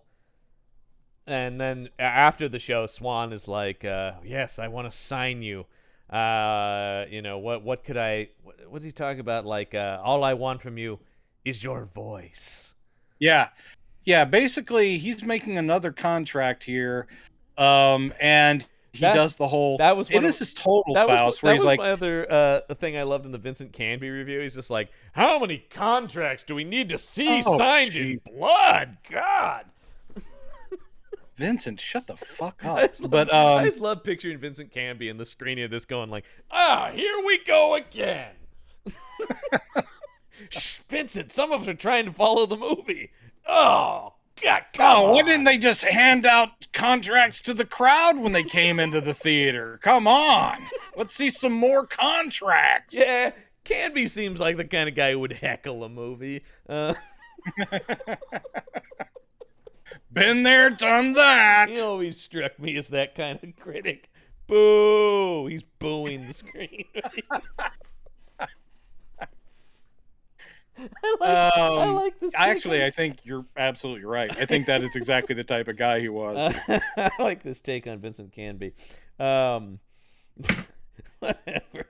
He got a little sauced before the show. Again, with the alcohol. I don't know. I didn't even make that Everyone's connection. a booze hound in this world. Yep. That's the kind of show we're running here. Yeah, we're out to shame those with a serious problem. only if it's the 1960s and 70s. Not as once again, it's a serious problem now. We recognize But it, with Phoenix, he does the thing of he says, "What would you give me to be a star? yeah. What would you?" And she goes, Isn't this where this "Anything." is where she's talking about like I love the crowd. I need Yeah, as more of long it. as I get that kind of response, Yeah, I any will do promises he anything. were. And then she says, "All you want is my voice." He's like, "Well, no." Now that I you, also want you to try to appear to be sexually aroused by my nude torso. hey man, when Paul Williams drops trow, man, that's all I'm saying. All the ladies, Apparently. yeah. I mean, I'm sure he got his back in the day. No, that's what I'm saying. That Yeah. was what I was saying earlier. Yeah. I'm not making it up. He was seen now as an unconventional, Well, but he was seen as a sex symbol in the 70s. because He I mean, really was. I think the mystique of the pop star, rock singer, writer, Yeah, that's always going to have an appeal that's to always going to have an appeal. it. Absolutely. He's on wife number 3, I see. Congratulations. Yeah. He's 81 years old as of the recording of this. Stands at a healthy 5'2". Yeah. That means Again, that means, when I saw him in real life, Jessica I mean, Harper is 2 inches taller than him. Yeah, his son, who I think he appeared to be probably a late teen or somewhere in the teens. It was like 6'4". He didn't tower over his dad, but he was taller than his father. And I was just watching them leave the theater, going, "Look at that little person." And I wish I had maybe gone up to him and said, "I've loved your music for so long, and you were great in this thing or that thing," but whatever. Yeah. I'm glad I left him alone.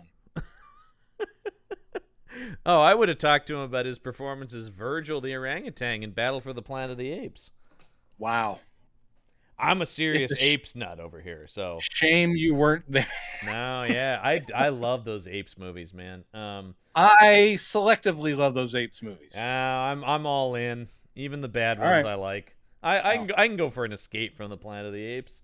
You yourself worship an unexploded atomic warhead, don't you? I sure do. And I put that weird makeup on my face when I do it too. I know you do. It's just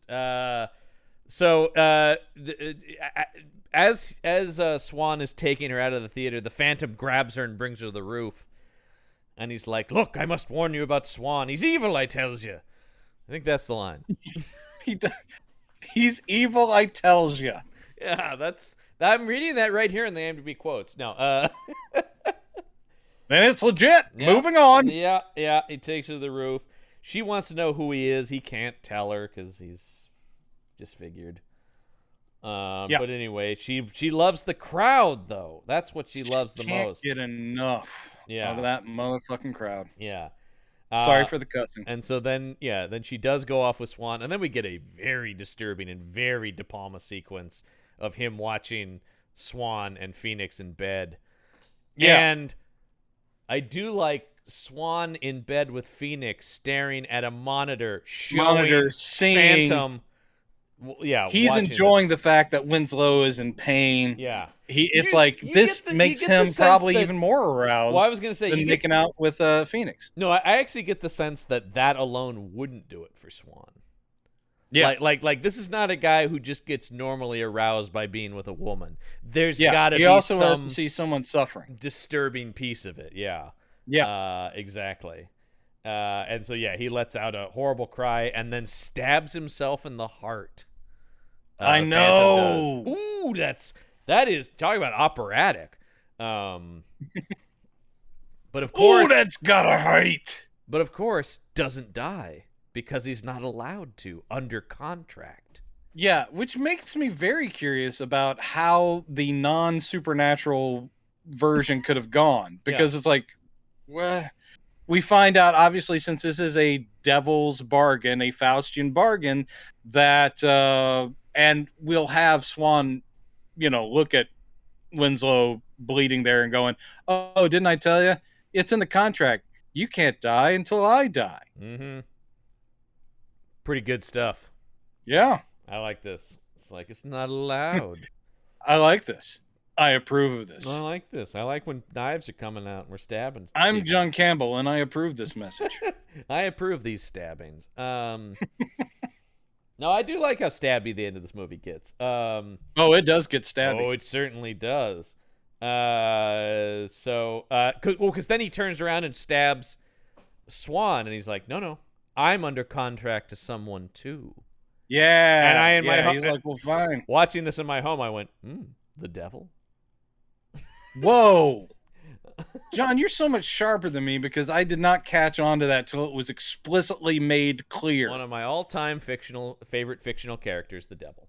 Oh man, don't let him hear you say that. Well, I don't know. I think he'd be pretty happy because the greatest trick he ever pulled was convincing the world he doesn't exist. No, that was Kaiser Soze. Oh, right. Yeah. Sadly, Kevin Spacey does exist. Spoilers for Reality and that movie. At this point, I would like it if his name was Nonverbal Kent. Hello! Don't want to hear from you anymore. Yeah. Dude, I know he's got a movie coming out that he shot in Italy or whatever, and it's like... Yeah, where they don't care about such things. Yeah. Like, he just got up to boyish hijinks. Everybody does it. He's a young man. He don't know better. He don't know no better. He's a lovable Boy, rascal. we just lost all of our Italian listeners, Yeah. of which there was perhaps one. You know, Kevin Spacey, that lovable rascal. Oh, dear God. Indeed. Yeah, so that neither one of them can die. There is this random little scene where this woman, I guess this is meant to set up what we're about to find out, but this woman is like, oh no, I know Swan. I dated him in high school. In fact, I have this locket around my neck with his picture. And the other woman's like, my God, he hasn't aged a day. I don't know that we need this. This is the only thing where I would be like, maybe you could cut this. They're like, well, because we get the point enough, but they're like, you're old enough to be his mom. Especially because literally the next scene is him finding the film that shows what the deal with Swan is. So it's just like... I love this video. Yeah. Yeah, Winslow didn't overhear that thing, but it is a woman who they're like, you're old enough to be his mom, and she goes, no, 20 years ago we dated. Here's his picture of my locket. So he hasn't aged a day. Wow. Here's the thing I do like about Swan. This guy is such an egomaniac. He films his own suicide. Yeah. He's like, hello, if you're watching this, I've already killed myself. This is my video suicide letter. It's weird because this is supposed to be in the 50s, I think. It must be, because if it was 20 years ago she dated him, then it has to be. But there's no such thing as video technology in the 50s. Hello. Yeah, but he fired up a 16 millimeter camera and shot this. Yeah, possibly. But he's sitting there in his bathtub with an unconvincing wig on. Mm-hmm. And we once again are forced to look upon shirtless Paul Williams. In the bath, and we actually get double Paul Williams in the bath. That's great because he starts talking to himself because his reflection is the devil. Yeah. But he's sitting there going, I've achieved all this success. I'm already huge in the 50s somehow. Yeah. He's like, yeah, but the thing is, it just occurred to me I'm going to get old. Yeah. And I don't want to get old, so I'm going to commit suicide. And then his reflection's like, reasonable don't do that. thinking is what we're here to say. That's totally reasonable thought. Good Lord. Yeah. And then the devil shows up and is like, you don't have to get old. And then Vincent Canby was probably flipping the fuck out when he signs yet another contract in blood. God damn it! Canby didn't even see the end of the movie because at this point he walked out. Bullshit, he walked out. Shit, De Palma. He goes, contract 3, I'm outie. Yeah. He invented that phrase. I can handle 1, maybe 2 blood contracts, but 3, this movie's out of control. A good day to you, sir. A good day. It really just read as a cranky old man, that review of Vincent Canby. I mean, look, I know this movie's not for everybody, but once again, as we said, it's the things he seized on that are like, these are weird complaints. Yeah, exactly. Yeah, and fundamental misunderstandings of the movie in places. He sees that, my God, he's working for the devil. And the whole thing is, and this is where Dorian Gray comes into it, right? Like, if his face is captured again or something like that, isn't that the thing? On film It's again. What is it? essentially Because that's the whole reason that no one can ever know what he looks like. ish, except for he's constantly filming himself. But basically, he says, he goes, "You mean I won't get any older?" He goes, "No, as long as this recording, which I assume is on film, because again, it's the 50s, Oh, you will only get old in this is the Dorian Gray. You will only get old in this. that's it. So as long as this recording is untouched, then you will, and as long as this is also not watched or whatever, he's like, you'll be fine." Well, he does destroy the recording as well. I'm not sure I'm not sure. I can It follow. doesn't make any It sense, doesn't but whatever. matter though. Whatever. We know Winslow what the deal is. figures it out. He's like, if I burn this, Yeah. this will fuck up Swan. Also, he finds out Swan is going to have Phoenix murdered live on stage. Well, first he finds out that Swan is planning to, because it's announced that the conclusion of the Faust presentation. I'm not like, what is this weeks long event? The Come back conclusion next will week have for an part actual 3 wedding. of Faust. Yeah. Yes. There'll be an actual wedding on the stage of the Paradise at the end of the Faust thing, Yeah. where Phoenix will marry Faust. Yeah. So he finds out about the wedding. Then he overhears that Swan is like, and get this, Philbin, you'll be the priest, and when it gets to the vows, we're gonna have an assassin take out Phoenix. Why? Probably because she was getting famous, but also because it'd be good for ratings. I guess, but it just seems like he would make more money by having her alive and doing more performing for a while. Hey, look, I'm in that camp. Yeah. I want more Jessica Harper. I'm in pro Jessica Harper camp here, all right? And she does survive this picture, so she does. Yeah. She lives to sing again. So he's got a sniper up here ready to take her out. But as the guy's pulling the trigger, yes, the Phantom we have to knocks talk about first this finale thing of is where you can most clearly see all the Swan song. We cannot reshoot that sequence. So the entire stage is shaped like the Swan song logo with the swan and all that stuff. There are all these crazy dancers, and everyone in the crowd, they're all audience members. They're all clearly stoned out of their gourds.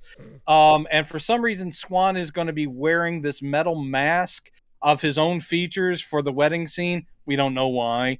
That's again, it seems like that part about not showing his face, but I don't know what that has to. It doesn't. Well, because plenty of people in this movie story have seen his face. I've seen his face, but they also make a big point about you can't take his picture. Oh yeah. There's something there. It's muddled. I don't care because I'm just vibing with the movie. Like I'm just right. Got it right. And Phoenix has been corrupted by this point. She's also kind of stoned out of her gourd, and she's dancing up to the stage, and woo, we're gonna get married. And then we see the sniper guy, and then the Phantom's like, "Fuck no." Yeah. That's not going to happen on my watch. He smacks the barrel of the rifle, which goes off course, puts one in Philbin's head. Yeah. So he drops him like that. And then one of my favorite things that can ever happen in a movie, a guy dramatically swings on a rope in a swashbuckling fashion. I got to say, it's you got to have in your Phantom movie. We didn't have a chandelier, but you do have to have cloaked figures swinging from the rafters. Love it. And it's a good shot. It is. De Palma gets this shot, and it's badass of the Phantom. He Winslow swinging out. And kicks Swan in the face, knocking his mask off. Some shit over. Oh, he has the mask on because his face is disfigured at this point, right?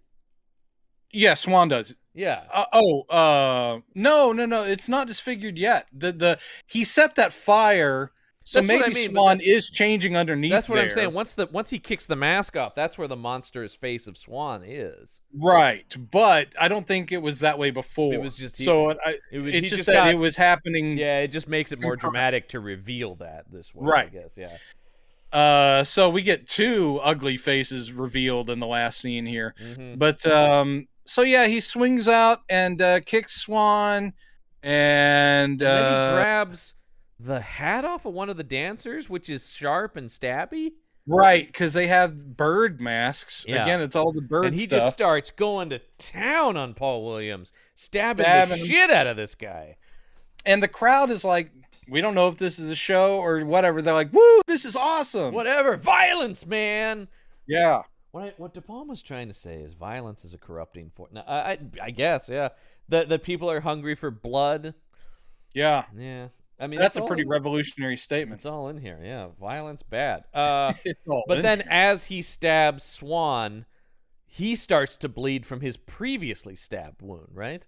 Right. Because as Swan dies, I do like as Swan is dying, the crowd picks his body up and is, crowd surfing the dead body of Paul Williams here. Pretty good stuff there. This is all pretty gnarly stuff. Then once his mask gets taken off and he's crawling with his messed up face and bulging eye, Well, first also, before Paul Williams is totally dead and the mask comes off, we get to see his degraded, gross face, and he clings onto Phoenix like, no, and she's horrified. Yeah. Then when she's dead, then they do the whole carrying the body, and then Winslow's dying, crawling across the stage while stoned people dance around initially, him. Jessica Harper's like, no, stay away. Then kind of is like, oh wait, that's Winslow. Yeah, and Winslow's face is pretty messed up. There's an eye hanging out in the wrong place and all this stuff. And so then she clutches onto his body as he dies, and we see the people tear the place apart, and then this movie ends. Yeah. That's how we go out. Yeah, Winslow doesn't have a happy ending, except for he does take Swan down. Does the Phantom ever have a happy ending, though? Well, he survives in the musical, even though it seems like he doesn't, because love never dies. Oh, Jesus Christ. Well, yeah, the sequel. I did that. Yeah. I said that. Yeah, the sequel's terrible. Yep. You know what? When something is just that much of a phenomenon, maybe don't add. Leave it alone? Yeah. Yeah, I think so. Bum, bum, bum, bum. I mean, dun dun. That's so good. It's so good. It is. Oh. Iconic. Yeah, it's amazing. This is good too. I think this is a little gem. It's weird, and if you're down for some weird rock opera stuff, watch it's this weird. picture. It's extremely goofy. Yeah, it is. And for me, that's great. Yeah. So I don't expect everyone to love this. No. John and I are of a mind on it, so I appreciate that too. I do like unique films. I do like movies that even like this, even though it doesn't quite work, the ambition is here, the uniqueness is here. You can see a filmmaker striving to do something. Like I said, even if it doesn't fully connect, enough of it works that I really enjoy this movie. Yeah, me too. Yeah. Phantom of the Paradise. I believe this is I will listen to the soundtrack many more times before I pass away. This is and the I'll watch only the movie. This is the only Phantom movie we're covering this season on Meet the Monsters. Yeah, the only one. Yeah. I told you we could have watched Phantom of Hollywood. We could have. TV movie. It's not didn't. It's fine. Yeah. I don't know that anybody's going to get on our ass about that. Well, I am saying that to avoid people like going, well, you missed this one. Yeah. Next week on the show, we are back in the world of werewolves, and we are back with our beloved Peter Cushing in 1975's Legend of the Werewolf. Legend of the Werewolf, ladies and gentlemen. That's right. I don't think I know anything about this movie. I don't either. This is a lot of it's a lot of Hammer people. Anthony Hines. You're sure this isn't a documentary that he narrated about the Legend of the Werewolf? Well, I would happily watch that. No, like I said, this is a screenplay by Anthony Hines, directed by Freddie Francis, who's primarily. But I mean, these are all Hammer people. This is not a Hammer movie, but it seems like it kind of is, just at a different company. Sure. I see Michael Ripper's in it. So yeah, we'll see. I don't know anything about this movie other than it's a werewolf movie with Peter Cushing. But it means with this one we are stepping into the 1975. We are now at the halfway point of the decade. We moved to 1975, and I will say, early part of the decade's heavier on monster movies because we're in 1975 and we're already starting the end of the season to a certain extent. Yeah. Though we're gonna have a two-parter for the BBC Count Dracula coming up. Oh so, boy. yeah. Louis Jourdain. Louis Jourdain. He is Count Jourdain. Dracula. He is Count Dracula. Yes. The very French Count Very Dracula. sexy and European. Yeah. So anyway, join us next week for Peter Cushing in Legend of the Werewolf. We dare you. It's gonna be. I think we should start throwing that on at the end. We dare you to join us.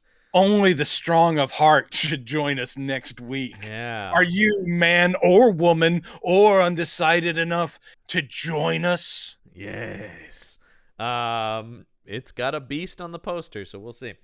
Yeah. So, but that's gonna do it for this week's episode of Campbell and Jones Meet the Monsters. I'm John Campbell. I'm Brendan Jones. And remember, there are such things as monsters. Life at last! Citations from the other side! I continue the devil's pride!